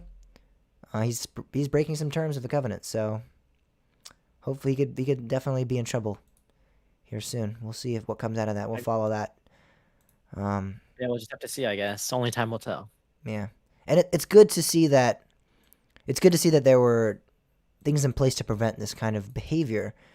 But it might have come in too late. I mean, we've already removed Tumblebug. He's removed a ton of historical structures and erections, other type of buildings that they have there. Not just necessarily retail and dining, but other like, I think they have like a town hall or post office, stuff like that they've destroyed. So yeah, I'm interested to see what can be done to prevent this from further happening, and what can be done to. I would hope like he could like give up ownership of the park. Maybe that's something they can do. Give it back to the trustees, or give it to another board of trustees, or something. I don't know. I don't know what they can do. Yeah, I think that's probably what's preferred, is like having him change, like the change of ownership or something, maybe. Yeah, I would be very, very grateful if that was what happened, because as we've stated, and Bob doesn't think Blue Streak will make it through the night, so to speak. I mean, he doesn't think it'll make it to the next operating season. So, if that's the case, I won't be getting on that ride, which I'm not happy about. So I want him to back off. I want him to surrender the park. If that's an option, I would love that option. I would cheer. I would be very grateful because I don't think if Todd Joseph remains owner of Cognac, we'll see Blue Streak last much longer. Or even if it lasts, like Bob stated, it won't be altered. I have a feeling he'll alter it in some shape or fashion. Most definitely. So that's about our take on that. A new ride appearing to be instated at Over Texas. So just announced Six Flags Over Texas will be receiving the Pirates of Spelunker Cave. I don't know if it's Spelunker, Spelunker. I don't know if you're supposed to enunciate the E, like Spelunker. I don't know. I think I know spelunker is a word, but I think it's only a one E. Yeah. Maybe I'll look stupid afterwards, but Yeah, let's not do the Bollywood thing. the Bollywood thing. Yeah, I think Spelunker might be a word. I don't know. It's a video game. Oh, okay. All right. Well, it has some correlation with pirates, I think, right? I think it's cave exploration. You said what? I believe it's cave exploration. It's like what it's associated with. That's actually a word in the Cambridge Dictionary. Someone who walks, climbs in caves as a sport, but it's only one E. So this I guess is you could say that that's pirates. Pirates are traveling, searching for gold, so they're going in these caves. I don't know. I mean, it's a fine name, I guess. It's a bit odd to me, but it's whatever.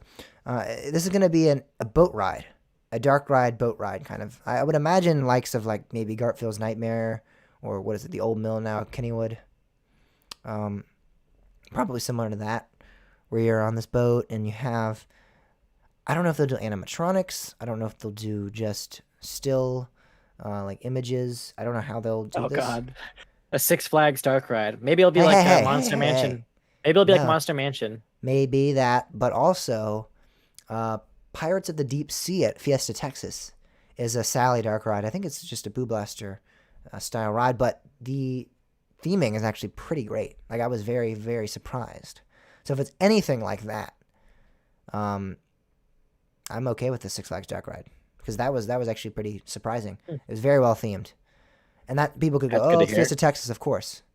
So maybe that's why. But I don't know if there's any say from anything to tell from the Fiesta Texas pirate themed dark ride. I think we might be in store for something pretty great. So hopefully that's something that we see here soon. More information. We see what we're looking at. Something I thought was interesting, I think we were talking about this a little bit before the show, is it's not really that this announcement has happened, but it's how they did it. It's just an Instagram post with a picture of the logo. Yeah, and very, very random. It's kind of just interesting that we used to get all kind of like these like rumors and stuff, and there used to be that Six Flags announcement video around this time every year. Yeah. And, it was something like I was always super excited for it. And, Jim Reed Anderson would always do something stupid like go to space and there'd be zombies or he'd be, like a biker, part of a biker game one year. Yeah, that one. Yeah. It's like, it kind of sucks that I guess James pointed out that ever since he's been gone, we haven't been getting those videos. And I guess that's true. Yeah, I don't really know if that was his input or if after he left, they were like, well, we don't really have a spokesperson anymore. Because I know they did do it. Well, what if he was like forcing him to do it? Like, we have to do these videos. This is such a good idea. I have to be in front of a green screen going to space. Yeah, maybe he actually thought it was like, and so impressive and so awesome. And he didn't realize it was a meme. But, I mean, they were fun. They were a good video. It was something that built anticipation, but the actual videos themselves were pretty bad. But they were funny bad. But I do know that the one year that he left, like he left briefly, like in the middle of, before he actually left for good, there was like a year that he left and somebody replaced him, but he was still like chairman. He wasn't like a CEO, but he was still like on the board.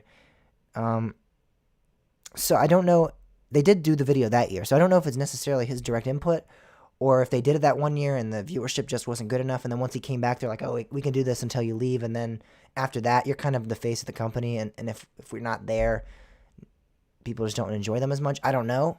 But they definitely haven't been doing them.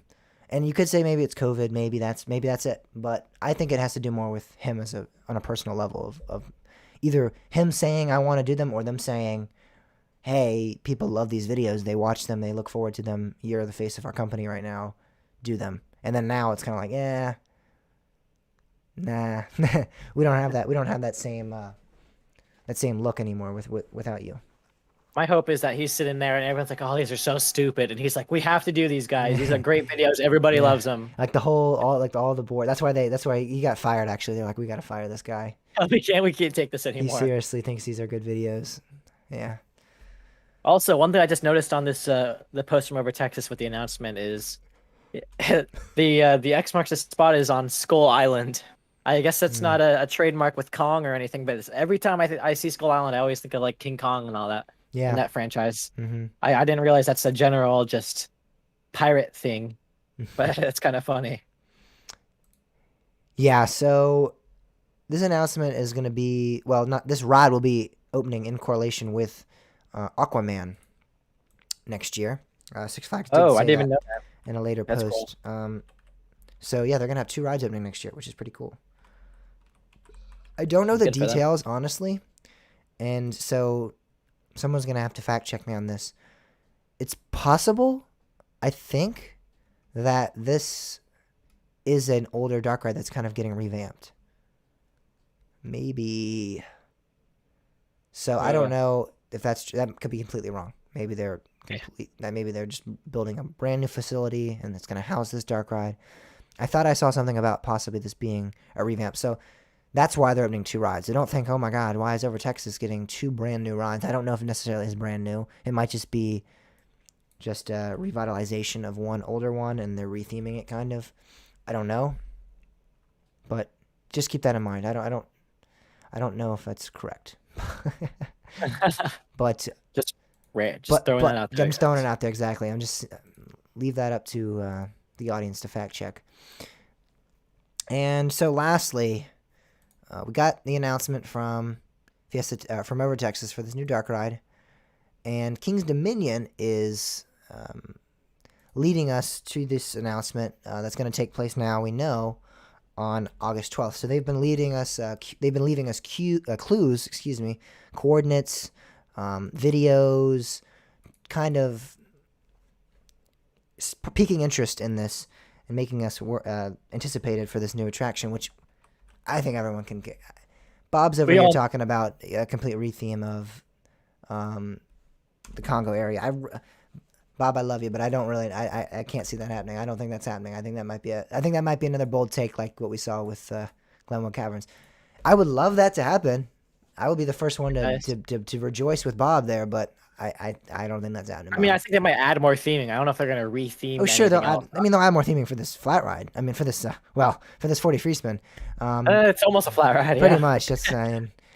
No, the 40 free spins are fun, but they are kind of gimmick rides too.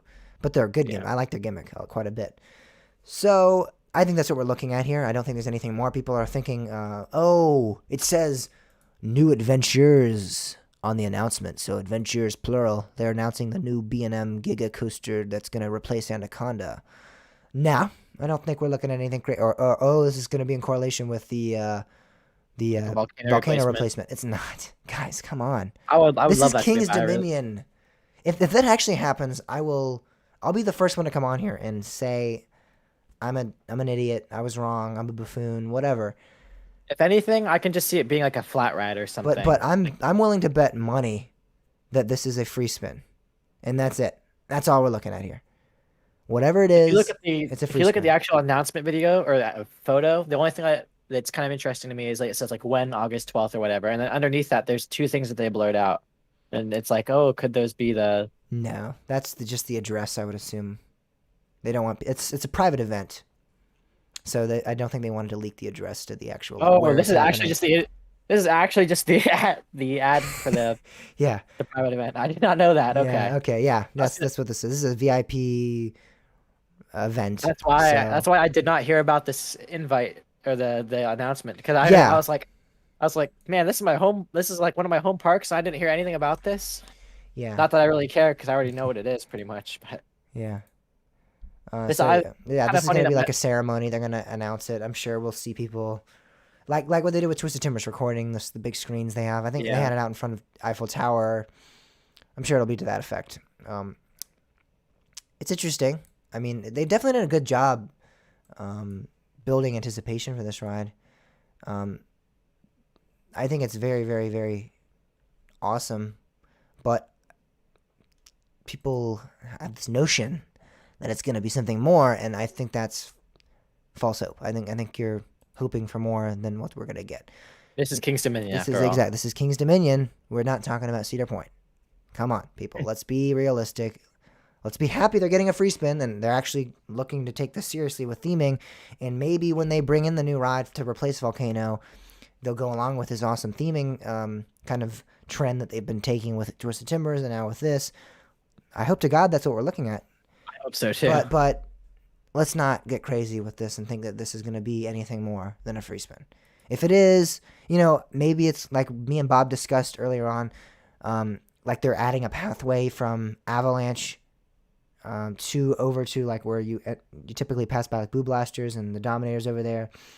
Maybe that's what we're looking at as well. Maybe that's the adventures they're adding in. Like you can now enter. You have gained entry to Congo instead of having to walk around that little like piece of That'd be nice. Planet Snoopy and then going up to Congo. You actually can just walk straight in from Dominator. Maybe that's an adventure we're taking. I don't know, but let's not be crazy here and think this is anything more than.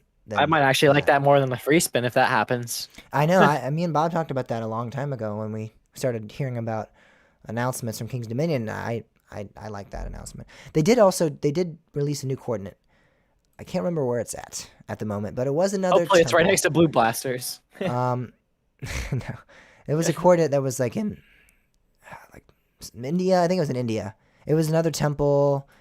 I don't know. I didn't actually get the time to do research on that. Typically, I like to like do a little bit of research into the temple. Like most of the temples have had some sort of reference to snakes, or snakes meant something to the people that worshipped there. So I thought, oh, maybe it's going to be snake themed. I don't know though. I don't think this one had any correlation with snakes that I could find really quickly, and I didn't do much research into it. So Yeah, let me tell you, this is one of my home parks. Like when I'm up in college, I'm here. It's 20 minutes away from me, and I have not paid attention to these teasers whatsoever. I mean, because I'm pretty much just assuming it's just going to be the free spin. And I remember I go on Facebook and I'll see everyone on the King's Dominion group or whatever being like, "Oh my God, look, we got more coordinates or whatever," and it's like, I'm not as excited for this as I feel like a lot of people are. yeah. I think it'll have some connection to snakes. That's my bet. I think this free spin will have connection to snakes. It is going to stick to the Congo theme. There's no way. Again, Bob thinks they're going to retheme Congo. To me, if that's true, why are all the theming still very jungle-esque and Congo-esque themed? Like snakes, hidden temples, that's still very Congo. I mean, yeah. The Congo the Congo is kind of a wetland. It's a tropical area. This is what we're looking at, kind of. One thing I also just thought about was one of the teasers, I guess, was I didn't fact check this or anything, but I saw this. One of the teasers on the posters they put out in front of that area was one of the old restaurants they used to have at the park. Maybe that's one of the new adventures, is that they're going to retheme like Outer Hanks or something along with this free spin. Yeah, I don't know. I don't know what we're looking at. It's definitely going to be interesting. Just don't get your hopes up. I don't think it's going to be anything crazy. Well, that does it for the first half of the show. We finished up, clocking in actually kind of far further than I thought we would. We're actually about an hour. I know. Normally when I do the podcast, we're like taking forever, or it's like a super quick, like we're done with the show by now usually. So Yeah, I'm honestly surprised that we're an hour in. Maybe you're not the anti-Bob like we thought you were. I know. Well, that about does it again for this part of the show. We're going to move on. In the second half, we're talking about some Halloween topics. We're actually talking about Halloween Horror Nights at Universal Orlando, which is an event that we'll be attending actually later this year. I know not everyone's a Halloween fan, but bear with us. I think it's a fun little, it won't be too long. I think it's a good topic. And I think it's a fun little topic to discuss. Because I know I've said this every time I bring up Halloween. Halloween is what got me into parks, so it's important. And Bob doesn't let me talk about it, so this is my one time that I can actually Maybe I'll have to come back and do a Halloween episode or something when Pam comes on to tell us her ghost stories. Yeah, exactly. Um, and then we're also going to talk about the Construct Podcast photo contest. We have a bit of an update to that. Not much there, but we do have a bit of an update. We have a weekly poll to discuss. And that'll all take part in the second half of the show. We'll see you guys right after this break.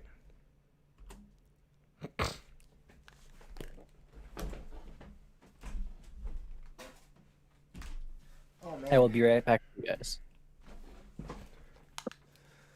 I'm gonna grab another drink. I'll be right back. All right.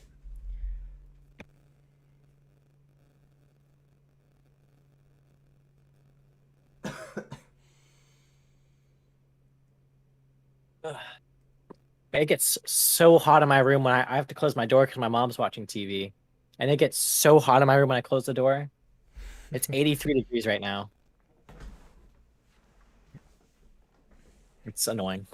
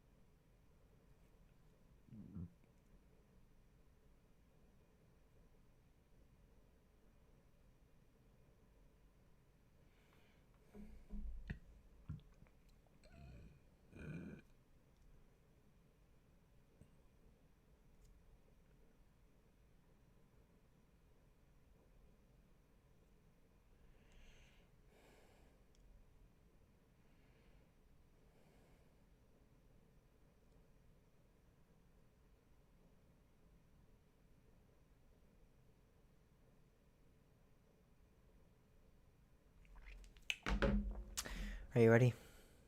Yep. Oh, by the way, Kanye is doing a freaking another release party for his album. It's kind of funny.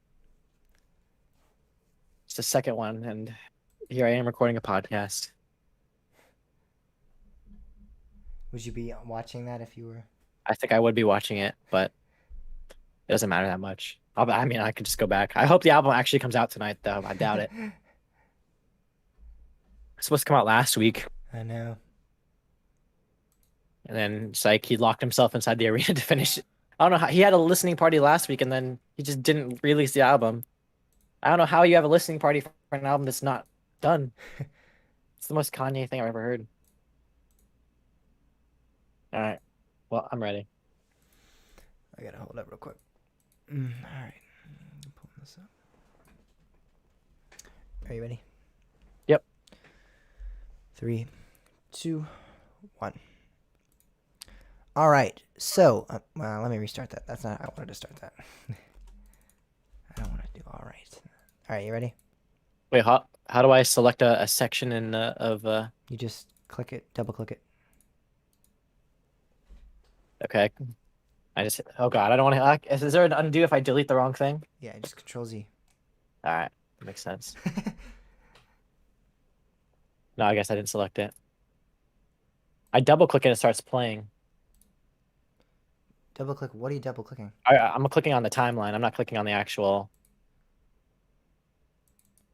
No, don't click on the timeline. Click on the actual audio. Oh, I see. Oh, you can just drag it as well. You can, but it's easier. Okay. If you double click it, it's like that one section that we just recorded that you could just delete real quick. I gotcha. Are you ready? Yep. 3, 2, 1. So Halloween events have been postponed for the past year and a half. We haven't seen really any at amusement parks. Now we have seen some, of your local haunted houses doing the events. Like we went to, what was it? Scream, the Fields of Scream. Field of Screams, yeah. In Pennsylvania, during the pandemic, actually. That was awesome. That was really great, and it was great to get that escape back to normality, really, because again, there weren't many Halloween events taking place back then. But this year, they're finally coming back in full force, and Halloween Horror Nights is one of those events, probably the top-rated Halloween event in the country. and we're going to be visiting this year. I'm So, super excited. very excited. Yes, this is easily my most anticipated Halloween event. I've always wanted to go to this event. I've always talked about going to this event, and now it's become a reality, which is great because, like I said, this is something that I've dreamed of going to forever. I've watched walkthroughs of houses, walkthroughs of the scare areas, and I'm always like, man, I need to get to this event, and it's now come to be. So yeah, the next September, or not next month in September, we'll be going to Halloween Horror Nights. Geez, that's Mhm. about a month away now. That's so I know it's weird crazy. to think about. But we'll be I'm so there, excited. and yeah, we know some of the houses, and that's kind of what we're briefly going to talk about because these are very, very, very awesome houses. They can use IPs from the Universal properties, obviously from the Universal movie production agency because they are Universal. So Mhm. you see a lot of great stories and movies being used. So the first one that we talk about is Beetlejuice. So not all their houses have been announced yet, but we're going to talk about the ones that have been announced. Like I said, I'm not normally allowed to talk about this because Bob has no interest at all in any of these um, That's what Anti-Bob is here events. for. Exactly. So we will be discussing them. So I don't know if we'll ever finish talking about all the new houses that they're going to release in the future, and they still Maybe have some before. scare zones to release as well. But if Yeah, a Bob lot. taps out another week, maybe we'll get Yeah. Timmy back on here, or maybe once I go. I mean, once I go, I'll obviously cover that because that'll be something I experienced. But up until then, I don't know if we'll actually get to cover the newer houses after that. But Beetlejuice is the house that we're first covering. That was the first house that they announced like a month ago. I feel like Beetlejuice is a great movie. It's a cult classic. I haven't seen it. I know, and Timmy has not seen it, so that's gonna have to change. Yeah, I'm gonna have to watch it. You have Every to time I watch that. see like pictures of it and stuff, I always think it's not a scare. I didn't really know it was a scary movie because every time I see pictures of it, I thought it looked like cheesy kind It of. is. It is very cheesy, but it's a good. It's not. But It's not necessarily. I wouldn't even know if I wouldn't go as far as to call it a horror movie. I mean, obviously they can twist it into a horror movie because it is supposed to be demons and ghouls, and I mean Beetlejuice is. I don't want to spoil it, but he's dead. He's a dead man, and he does certain things to these people. So I mean, it is definitely horror esque, but I don't know if I would call it a horror movie.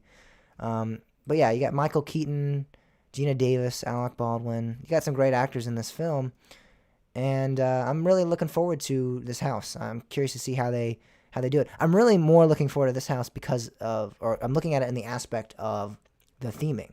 I don't really care. I don't think it's gonna be the most scary house they have to offer, but because it's themed after a movie that I grew up watching. I watched it quite a few times as a child. Um, I'm gonna be really, really curious to see how they detail this house and what details are included. Is it gonna be kind of like the movie where you start off at one place and you're kind of developing the story along the way? I don't want to spoil it, so I can't really say what I want to say, which sucks. But most of you hopefully know if you've seen Beetlejuice what I'm talking about. Are you gonna be a certain way and then you're not? Like, how is it gonna work? Is it gonna be like that, like a development of plot, or is it going to be like just thrown at you? I don't know. I'm curious to see how they do this house. Um, and yeah, so I'm really really looking forward to it. it does look as someone who's not seen it, still excited for like all the houses here, just because Universal does such great theming in the houses. I've like you said, I've seen the walkthroughs as well, and just like they almost look like shows that you walk through in some parts, not even like Yeah, actual, yeah, not actual haunts like you would see at like a SeaWorld park or something. It actually looks like a full-on extravagantly themed show that you're walking through.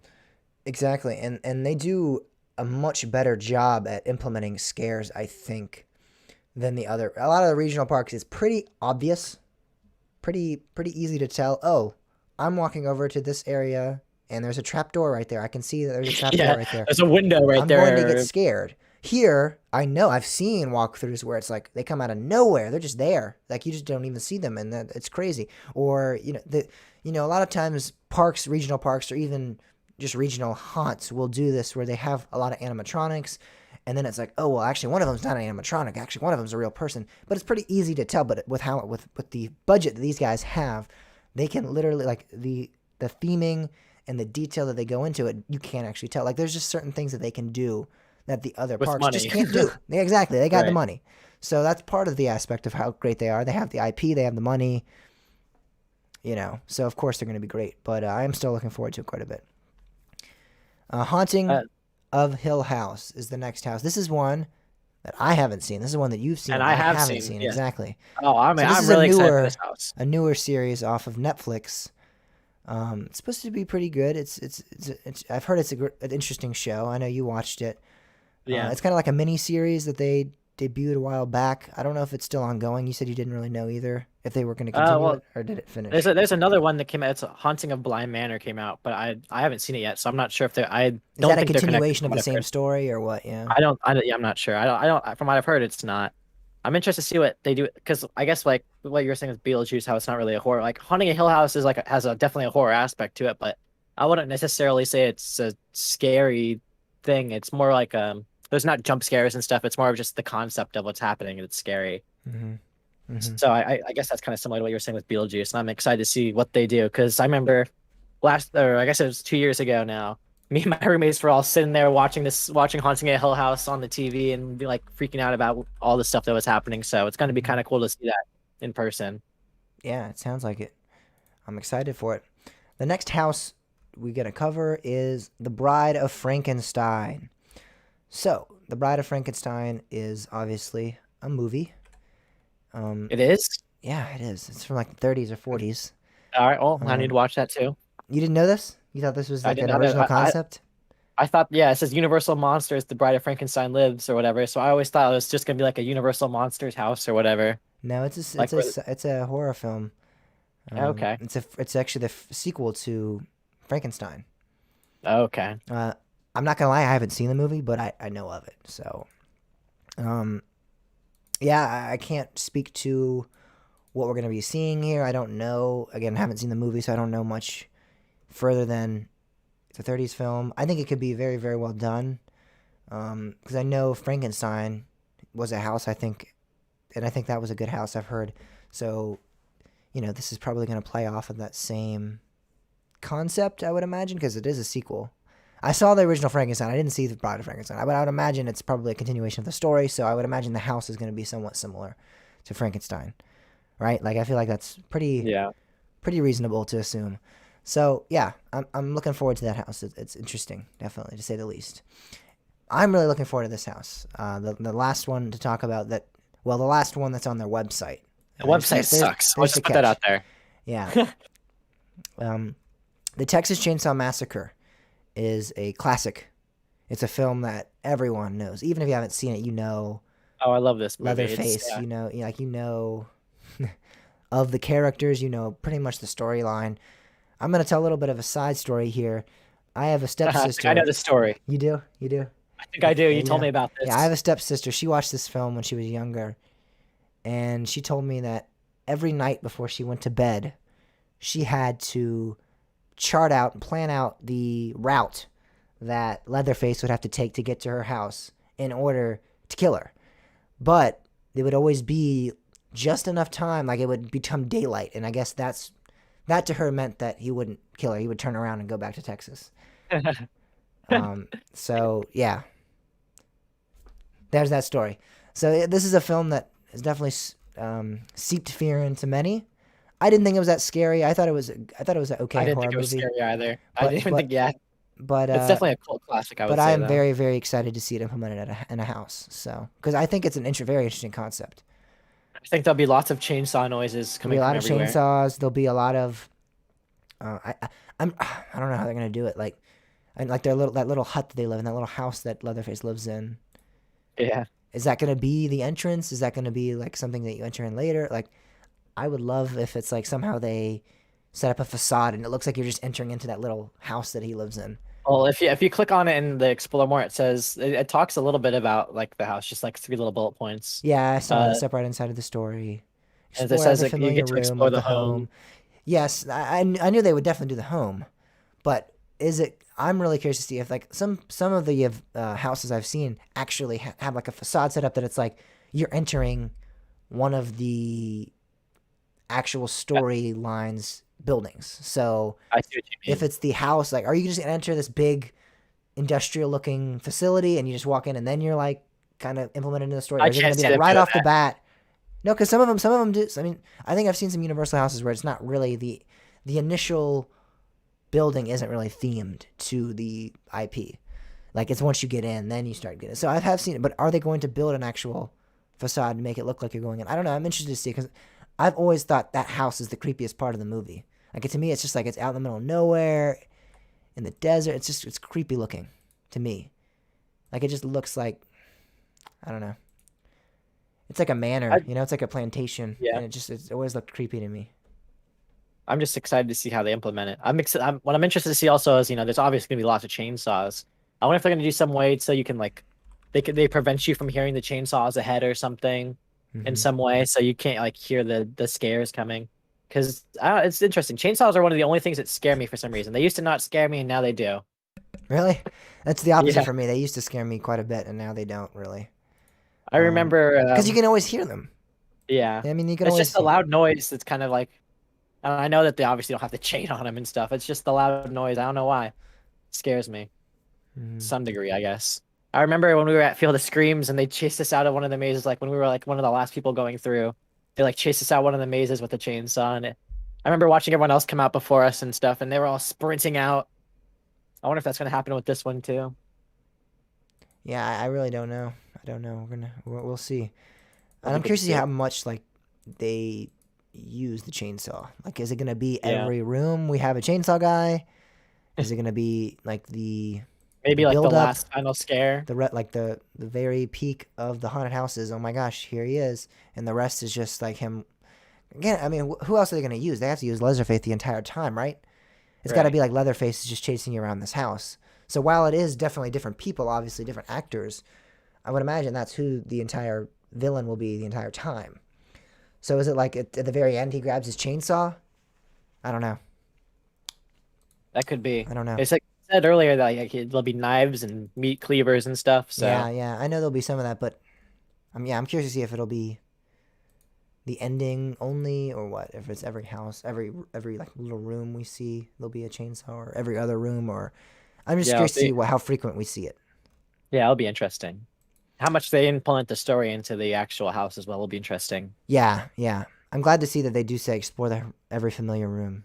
That's definitely good to see because that to me shows me that there will be some implementation of the movie story. So, the last house, which actually isn't on the website, it was Now just there's two announced. houses. There's two houses. You're forgetting the Exorcist. Oh yes, they don't have that on there either. Yeah, I don't know. This website sucks, like I was saying. They literally don't have some of the mazes Hmm. on there. Yeah, so The But Exorcist got announced a while back actually, so I don't know why it's not on there. July 22nd. Yeah, to me that's odd that it's not on the. That's another movie I have not seen, but I actually really want to see. Yeah, I'm But still like a little lost on why it's not on the website. I'm trying to figure out like is that just an error on their part, or is that like, is oh, it? another one too, The Curse of Pandora's Box. They haven't talked Yeah, about I how. knew. I thought, but I'm trying to think. Is that? I'm trying to think real quick. Is that? Are you sure that's not? Are we sure that's not the California property? That getting these Oh, it houses. might be. Um, it is I think it is the California property. Yeah, that's what I'm. Exorcist announced Universal Horror Nights at Universal Studios Hollywood. Yes. So that's correct. Exorcist is not coming to Orlando, and neither is the Curse of Pandora's Box, which sucks because I looked for those were good. Looked like good houses. I That was means there's gonna be more opportunities for houses at Orlando too. At least on the website, there's a lot of blank there's spots. six. Yeah, we still got six houses to come. I would imagine we'd see something really really cool too. Like I feel like they're definitely not gonna. They probably haven't released their best house yet. That's probably gonna be like Um, the last one, probably. yeah, some really cool film or I don't know. I feel like we got something good in store. Yeah, maybe some. Lastly, to talk Gonna be about good. then, like we I guess thought I we was thought it wrong. was Yeah. different. We thought it was that was wrong. It's not. It's actually is. This is the last house. They just announced it today. It still haven't put it on the website. So the website still does suck. I don't know why they haven't. That was 13 hours ago when they announced it. Still not on the website. I think I could do a better job managing a website. I know sometimes I'm off as as as a solo as the solo editor of the website. Sometimes I'm off by a little bit when I say I'm gonna put something up on the website. But geez, this is a corporation, multi-billion-dollar corporation. They can't get a haunted house up there on their website. I don't know. It's weird to me that it's still not on there. But they revealed a new house. It's called the Halloween Horror Night Icons Captured. So they obviously have had icons, mascots, symbols, into characters that have represented their event in years past. And I know it's crazy, but they're gonna capture them and put them in one house. That's the storyline behind this. So you're gonna have characters like I can't Jack remember the the name. Clown. The caretaker, the storyteller, fear, all these people that I don't know who these people are, to be honest. I haven't, like I said, ever gone to the event before, so I haven't had the opportunity to experience these other characters. I know this year the character, the mascot, the representation of the event, so to speak, is Jack. Like he's kind of he's embodying Halloween Horror Nights. He's the guy that's the leader. He's like I control it all. I'm Jack. So he's back. That's their thing. Jack is back. They've also had Chance before, who's like his sidekick. She's been a part of this event before and been kind of the ringleader or whatever you want to call it of the event. But yeah, so they're gonna all have them in this house. I'm sure there'll be a lot of like callbacks to previous events that none of us, neither me or Timmy, will get. Understand it. Yeah, because when we went, like, it's very similar to what they did at Busch Gardens Williamsburg a few years back. Yeah, They Vault did 20. Vault, That's exactly. Overtaken. I think that. I mean, I get all the references in that. I got none of them, but I still like the house. Like I know, Besides, like I knew all of them because I've been following the event since probably 2011, 2010. I know the event pretty well. I know even the houses that I didn't get to experience. I have researched and like looked at walkthroughs before. Like I know there was a really cool house I wanted to do called Fear Fair. They got rid of that. Now over the years they now have Circus Sinistro, but for a while there they just didn't have any clown mazes, which I thought was a missed opportunity because clowns are very, very, very popular in terms of Halloween events. I'm glad they reinstated a Halloween house themed around clowns, but Fear Fair still looks better to me than what we got with Circus Sinistro. Circus Sinistro's odd to me. I think Circus Sinistro is one of the only ones that actually scares me. And it's only because those rooms at the end where they have the dolls or whatever, like the fake clowns like lying there, and some of them are real and some of them aren't.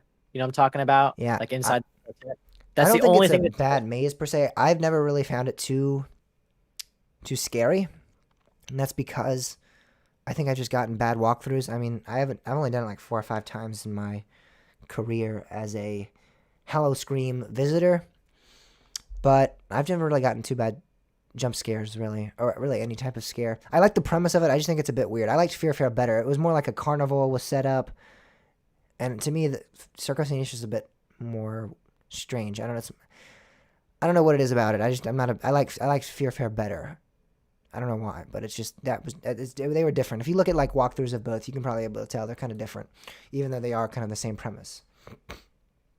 So yeah, well, that's what we're looking at with Halloween Horror Nights. Again, the icons is going to have all of these previous mascots, icons. Yeah, of the park like in this house. And so yes, I'm looking forward to the event. We have many houses to come, many scare zones to come, and entertainment to come. We still don't know some of the shows that they're going to have. So I'm looking forward to it. One thing I want to add on to this that I've been kind of paying attention to all these Halloween Horror Nights enthusiasts is that they kept asking for the frequent fear passes to come out, and they finally released those that talk about if you want to come to every single if you want admission to every single night, it's $285 and like stuff like that. Like that finally released, and all the Halloween Horror Nights enthusiasts I'm sure jumped right on that. For some reason, that pass, the frequent fear pass, sounds better than the Disneyland passes. You probably get you can actually buy them, I think, and have the express lane for the whatever they call it for haunts. I think you can have that added on to the pass. Mm-hmm. So definitely more value for that if you look at it that way, I think. Yeah, I don't know, $250 for an entire event that's really considered the best event of its kind isn't really that bad at all. Oh, another fun fact I heard about Halloween Horror Nights, I'm pretty sure it's true, is that just from the alcohol sales from this event, it is enough to pay for their entire operation of the park for the next year, like paying for the power and the employees and not adding anything, but just for operating the park just from the alcohol sales alone, Hmm. That's which pretty speaks to good. how busy it is and also how many people drink there. So Because I've Tampa heard it's Bay, Busch Gardens Tampa Bay also announced their houses. I don't really want to get into them, but I do want to bring up a house that I thought was really cool that they did a long time ago, and I really hope someone does it again. Maybe Universal does it this year. That'd be really cool. I doubt it, but it'd be really cool. Hallow Scream at Busch Gardens Tampa Bay used to have a house called Alone, and it was literally where you went in alone. You had to go by yourself if you wanted to do the house. I always thought that was so cool because it would be terrifying. I mean, you are seriously going in as an individual by yourself, alone, secluded from any other protection of like, oh, let me hide behind my friend, or oh, I don't want to be in the front of the line. You are the line. There is no other line. There is nowhere else to go. there's no one in front or behind you. Yeah. And I always thought that was awesome. So And they're doing that again at Tampa. no, I don't think that. Well, they haven't announced anything. Uh, They still have two houses left to announce, but they're not doing it. I don't think anymore. I think that house got discontinued. that sounds like awful throughput though. Yeah, but I feel like while that's true, how many people out of the regular attendance of the line the regular attendance of the Halloween haunts, whatever you want to event lines, Mm. are going and they're thinking they're going to be with their friends. If you now realize I'm not going to be with my friends, how many people are going to turn away? I feel like quite a bit of people are going to go. No, Yeah, I I'm mean not. I don't even know if I would do that. I Exactly. always, So yeah, it might not be a great throughput, but I think you might deter quite a have few less. people Yeah. from joining that line and going through that house. So there's a bit of a different angle to look at from that. So that's about it for Halloween Horror Nights and really Halloween in general. We kind of Yeah, our went over little to Halloween in August. yeah, Midsummer Scream. Right? That's an event. That's an actual event that I know there's actual Halloween enthusiasts that attend that event in the Oh, really? Where is July that? or August, and yeah, it's a big Halloween convention, kind of like IAPA or something, where they have all these parks and different Oh, actually, vendors I think I have heard of this. Yeah. come and they talk about their Halloween event for the years for the year to come. So yeah, we kind of had our own little mini Midsummer Scream right there. Hopefully, Mm. many of you enjoyed that. I don't know. I don't know how people feel about Halloween. Really, I don't know how the audience feels. So let me know if that was something you didn't enjoy or did enjoy. Let me know via social media or email or whatever. Because I love Halloween. Bob doesn't. Is it something you'd like us to talk about more? Is it something you'd like us to talk about less? I don't know how we could talk about it less because we don't really talk about it. But maybe you don't even want me to I'll just mention. never be allowed on the show again. Yeah, that's it. That was your chance and you blew it. No, all right, so just a quick update on the Coach Jack Podcast photo contest, real quick. We have finalized the first round. So we got rid of a few, very, very small amount of photos, like 2 or 3, that didn't meet our requirements. Some of them weren't the resolution that we were looking for. Some of them were like in the wrong format. So Did you get any Steel Vengeance ones? we did not. We did not get any Steel Vengeance. Not any Steel Vengeance ones, but the ones that Bob dislikes are the Steel Vengeance drop I- with the sign in it. Yeah. So we did not The get any of iconic those. No. We did get some really good photos though. So the second round will commence technically tonight. I'll post about it probably here in the next couple of days. Technically it is starting tonight. I don't know if I'll be able to get it up tonight, but by the time this releases on Sunday, because again we record at 9 o'clock on Thursday nights for any of you that want to watch us live. But we record at 9 o'clock on Thursday nights. I don't think I'll have it up by then. I think it'll be up by Sunday though. So if you're listening to this, it should be up by now. Yeah. So that's about the update we have with the Coach Talk Podcast photo contest. We've got some good photos. I'm looking forward to the audience now taking their part and narrowing down it even further, which is going to be difficult right now. I'm excited to see him. Yeah. So we had a weekly poll. And it was an interesting one because it's definitely one that me and Bob would argue about if he was on the show. But because he's not, I'm going to completely take Just my demolish side. his argument. And not really demolish his argument because it's kind of a matter of opinion, really. This can't be proven one way or the other, sadly. But the poll is: should B&M implement vests on their older invert models? Would it improve the ride experience? because Bob is not a fan of the hard over-the-shoulder restraints that B&M has, the horse collars. Um, he says they create kind of a rough sensation that you hit your head, they're head banging. Um, I completely disagree. I really never had an issue with over-the-shoulder restraints causing head banging. I mean, have I hit my head on the over-the-shoulder restraint?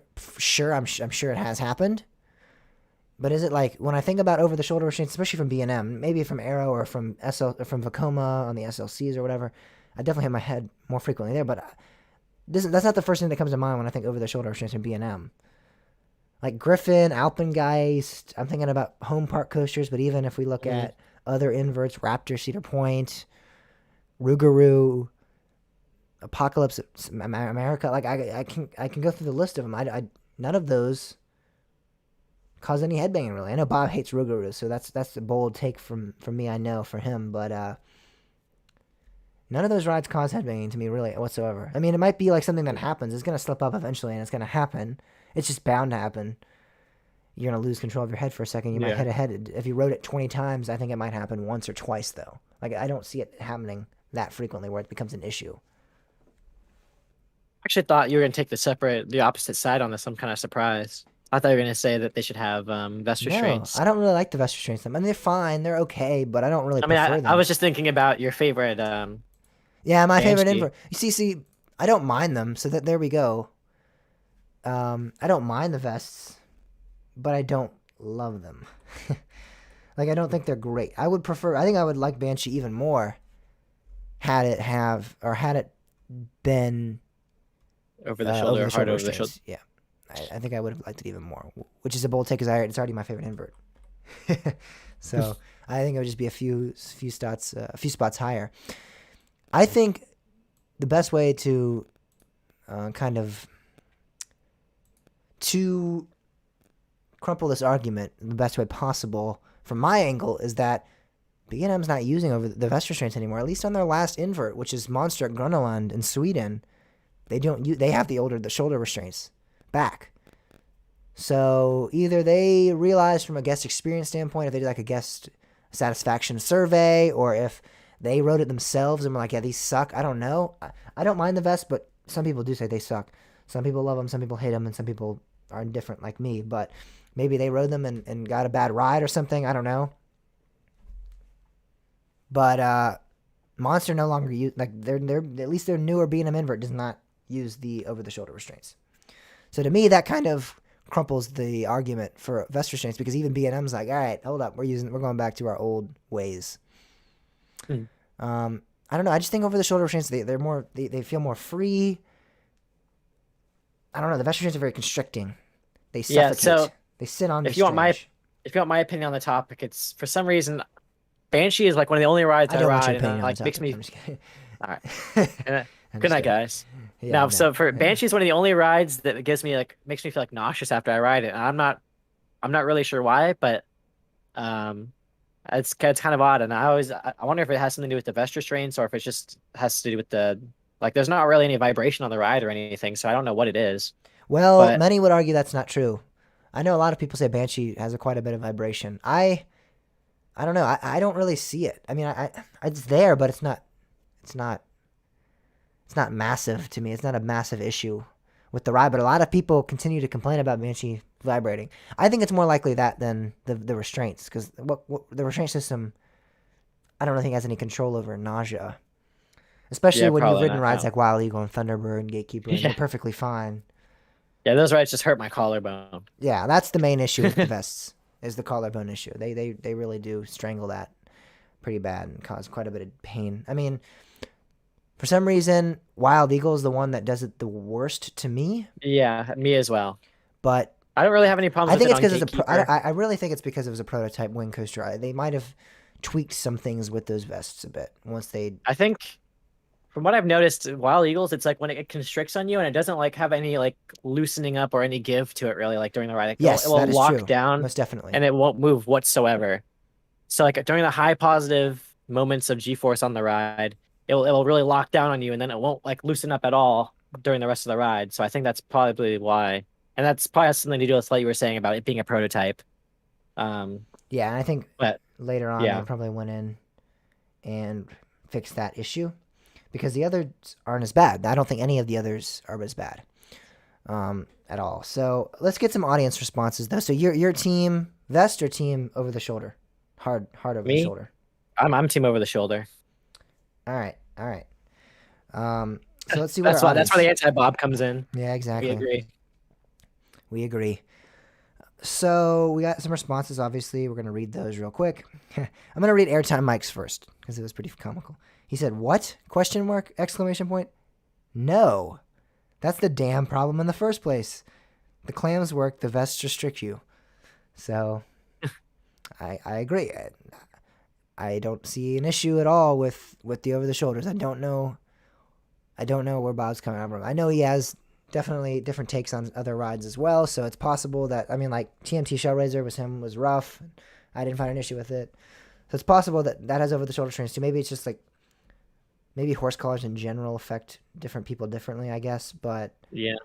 but yeah, I don't know. I don't understand the dislike of them at all, and I don't understand where vests would be a better option. Uh, but again, this is definitely an opinion can't be really proven one way or the other for sure. Get rid of the vests, innovate the shoulder restraints more for a more comfortable ride experience. That's fair. I mean, I don't know how you really improve the over the shoulder horse collars. They're not really. I mean, Vekoma tried with their SLCs, and that's a shit show. I mean, Yeah. it's like they put the biggest headrest on there, but they made it solid, and it literally now obstructs you from at all trying to like stick your head out and not get head banging. So, Yeah. because even if you do that, you get neck banging. So it's like, I don't know how you can really innovate a restraint that I don't Kind know. of a I mean, I know classic. there obviously has to be something because there's always something that can be done. Just make it a softer material or something. I don't know. I don't know. Yeah, it's interesting. It definitely could be something that they look into doing. I don't know. Maybe Maybe they did something different with monsters over the shoulder trains. Maybe we could have somebody from Sweden confirm or deny that, or once we get over there, we can confirm or deny that. But I don't know. Someone said I like the room on the older restraints. Most definitely no. Afterburn and Great Bear are his examples. I agree. I mean, I think there's a lot more freedom Yeah. with those restraints. It comes with them. It's only like the shoulders that really that hit the restraint on that for me at least, unless they like really staple my stomach in or something somehow, or then it hits my thighs. Yeah, I've just But never had a head issue. Like my head has never been the area of impact for those at all. I mean, again, it happens like during high intensity moments maybe, maybe, and you kind of lose control of yourself a little bit but sometimes. it's not something that really hurts to me. But Yeah, something that really like get off the ride. I'm like, oh man, if I didn't have headbanging, it would have been so much better. yeah, exactly. That's never been my initial thoughts on any of the B and M's with the over the shoulders. Somebody said I don't really care. So they see that's kind of me. I'm indifferent. I would prefer the over the shoulder restraints, but if you give me a B&M with a vest, I don't really care necessarily. Yeah, it's kind of how I feel in a way too, I guess. Somebody just said plain and simply yes. So they said yes, they should put the vests in. Vests restrict way too much. No, I agree. No, the vests tighten too much, and for a skinny guy like me, it destroys my pelvis. Um, yeah, yeah, A little sure. bit relatable. Yeah, a little bit. No, they don't even have them on the new models anymore. Example is a Monster Grunneland. So, yeah, there we go. Exactly. Someone said yes because of the more free space for your arms, but no because they are more restricting for your inner core, like your core. Yeah, I think that's true. Like, so maybe your arms are a little bit more free. I don't really think so. I guess because the vests come over a way that your shoulders are kind of like restricted to move outward. You can't really move outward that Yeah. much. So sure, the vest you can kind of like wave around, but yeah, your core, your chest, all of that's way more restricted, which I think is important. You can't really move that much with the vest. You're kind of just like Right. stationary with the Locked in place. exactly. And someone said no. I like being able to breathe. Yeah, yeah. So it's definitely controversial. Sure, we got quite a few yeses, quite a few nos. I again think that B&M using the over the shoulder restraints, the hard over the shoulder restraints, because vests are over the shoulder restraints, but the hard over the shoulder restraints, the horse collars on their newer models speaks volume to as a company, they have chosen that route. They were the ones that really brought vests into the picture. Other companies started implementing them and using them as well. But for them to go, hey, we're not using them anymore, I think speaks a bit of volume. Yeah. So I don't know. I still stick to my over-the-shoulder restraints are better. The hard over-the-shoulder restraints are better, and the vest restraints are fine. They're not awful, but they're not great. So our weekly poll for next week. Let's move on. That's going to be, is the new coaster Defiance a good addition? So we talked about Glenn Cameron's new Gerstlauer record breaker. Is that a good addition? Does the audience think it is? You heard our takes. Hopefully that, I don't want it to sway you. I don't want it to be like, oh, well, James and Timmy said that, so it's fact. But hopefully that spoke to you, and you now kind of grasp this ride more than just, oh, it's a great Gerstlauer record breaker. Because that's kind of how I took it at first. I was like, oh, this is a great addition. It's a Gerstlauer record breaker. And then I looked into it, and I'm like, what the heck? This is not what I thought it was going to be. So is it a great addition, right? Not a good addition, not a fine addition, this park needed something like that. Is it a great addition? Is this something that if you took it to another park, you would still call it a great addition, right? That's the weekly poll. I think that's important. Like, keep that in mind. If this was at Dollywood or at Cedar Point or Jinx, or at Busch Gardens Tampa Bay or anywhere else, Canoble, any other park, even like Small Holiday World, something like that, would you call this a great addition still?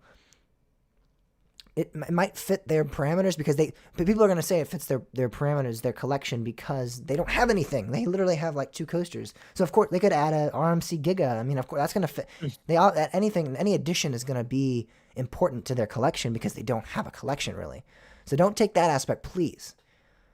I mean, they could have added a Skyrocket 2, and it would have been a good addition, technically, if we're talking strictly from, they don't have that big of a collection. Of course, something's going to be better than nothing. But come from the aspect, if you would relocate this to any other park, would this still be considered a great addition? I don't think it would, really, any other park. It's an okay addition at best. It's a mediocre addition at best, in my opinion. And rant. Sorry, I got into that a little bit more than I should have at the end here. If you want to answer that, you said don't let what James and Timmy say sway you as I go into this rant about why this ride is why this ride's mediocre. But then I kind of just gave my take for next week. So when we talk about it next week, I'm just gonna have to re-emphasize what I just said, kind of. But we'll hear Bob's take because Bob didn't get to really talk about it at all, so that'll be great. I'm shy. Well, I hope he likes it. Oh my God, it's gonna be. He's gonna be like, this is a great addition. What are you talking about? Even though he doesn't even like Gerstlauer that much, that's going to happen. I guarantee it. That's what's going to happen. Oh my God, I'm waiting for it. He's probably listening to the episode right now. It's like, oh my God, how did I hate this ride so much? This looks like such a great addition to an independent park. Yeah. Oh my gosh, totally. I don't see why you're so. This is great. What are you talking about? So if you want to answer the poll, go to coastertalkpodcast.com/poll or follow us on Instagram, Facebook, or Twitter at Coaster Talk Pod. We'll post it there, but we'll also have other things on our social media like amusement park updates, analysis on industry news. So just follow us there for all that kind of content. You can also subscribe to the YouTube channel, which is where we do our live streams every Thursday night at 9 o'clock. We also have a ton of other videos that we do, off-ride footage, ride reviews, top 10s, other analysis. All be located on our YouTube channel. That's Coaster Talk Podcast, all 3 separate words. Also, if you want to contact the show with any comments, questions, or concerns, you can leave a reply on our Contact Us page, coastertalkpodcast.com/contact, or you can email James at coastertalkpodcast.com or Bob at coastertalkpodcast.com. Also, and lastly, go check out our shop, please, coastertalkpodcast.com/shop. We have some pretty good merch, I think, and we would really appreciate any type of free marketing that you guys can provide. Wearing it around the parks would be awesome. So check it out there. We have some cool things I think you could at least look at. I don't know if you have to buy them, but at least look. At least spark your interest a little bit and see if there's anything there that you would like to purchase, because it would mean a lot to us. And that about does it for this episode of the show. The Anti-Bob is out. We'll see him again, I'm sure, eventually. We don't know how soon. Sure. But he'll be back.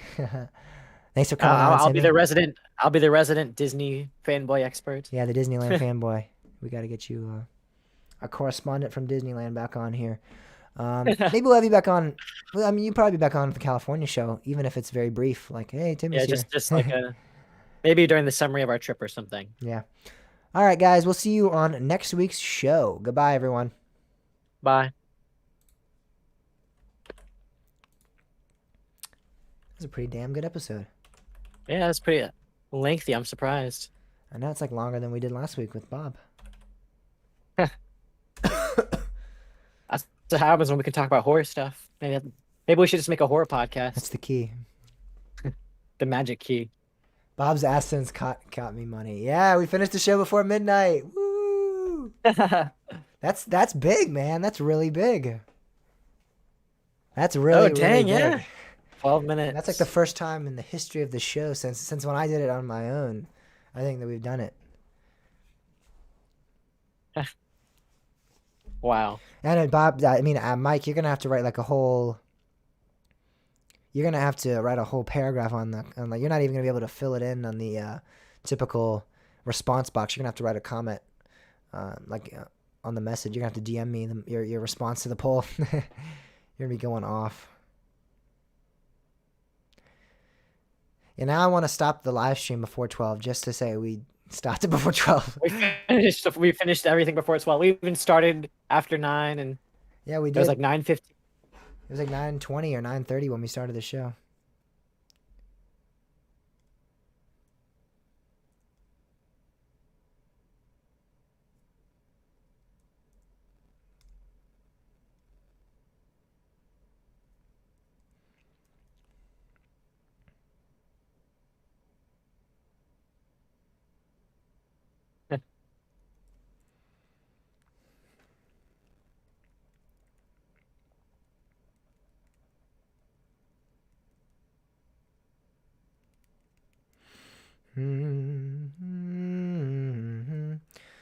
So I got my classes for school and it doesn't say Spanish, which I signed up for Spanish, but I don't know if like my teacher was like, nah, he sucks, or if it's like just they ran out of room or what. But I'm actually very, very happy because I really feel like I'm going to fail Spanish this year. I'm going to be quite honest with you. Spanish is not my strong suit. And I don't really feel like I've had the typical, the average high school Spanish experience because I've been half of my Spanish year was cut because of COVID, and then the entire other year I had Spanish that was virtual. So I don't feel like I've really gotten a good grasp on Spanish as a language. So Yeah, you kind of cheated out there. yeah, so I'm gonna go into Spanish 4. People are gonna be like speaking full Spanish sentences and everything. I'm gonna be like, ¿qué? See? Yeah, exactly. ¿Qué hora es? ¿Me permite ir al baño? I mean,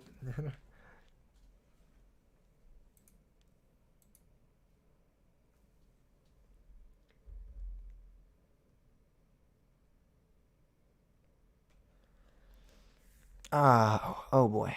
All right, well, I'm actually going to go to sleep because I have to work tomorrow. You want this as an MP3 file or a WAV or a WAV? Um, MP3, right? No, you can send it to me as a WAV, a wave, Okay. because that's typically I edit in wave, so it'd be like you're a lot less higher quality than I am. If that's how you sent it to me, you could compress it a lot more than what my file Send would be, it so to it you might and sound a little bit off. I might be like, well, Timmy sounds not as good as he typically does. Bob typically sends it in wave file too, so. I saw what you're saying. Bob sent it in MP3. It's probably why it sounds so bad. No, I wish. I wish that was the issue. I'm just kidding. It's that razor. It's funny because Razer is normally something you'd be like, "Ah, at least they have some quality, but with his mic, I mean, his mic is all right, I guess. It's not like it's like god awful. It's not like I'm hearing him through a potato, but No, it's not that bad, but it's definitely a noticeable difference between me and him. you and him, yeah. I wonder if it'll be the same when this episode goes out, or like when we do it. You probably sound a little bit better still. How much was your mic? It was like 100, I think. I think it's about what Bob's was. His is older though. Mine's like 300, I think, market value.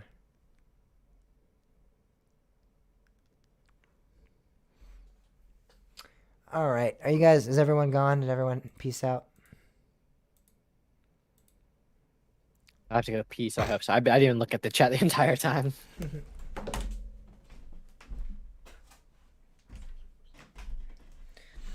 I'm probably going to go watch an episode of Game of Thrones and then conk out. I have like 15 minutes left in this episode.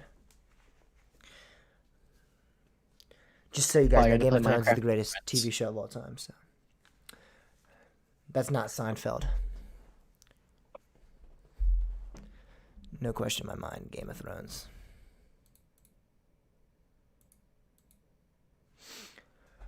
Ugh.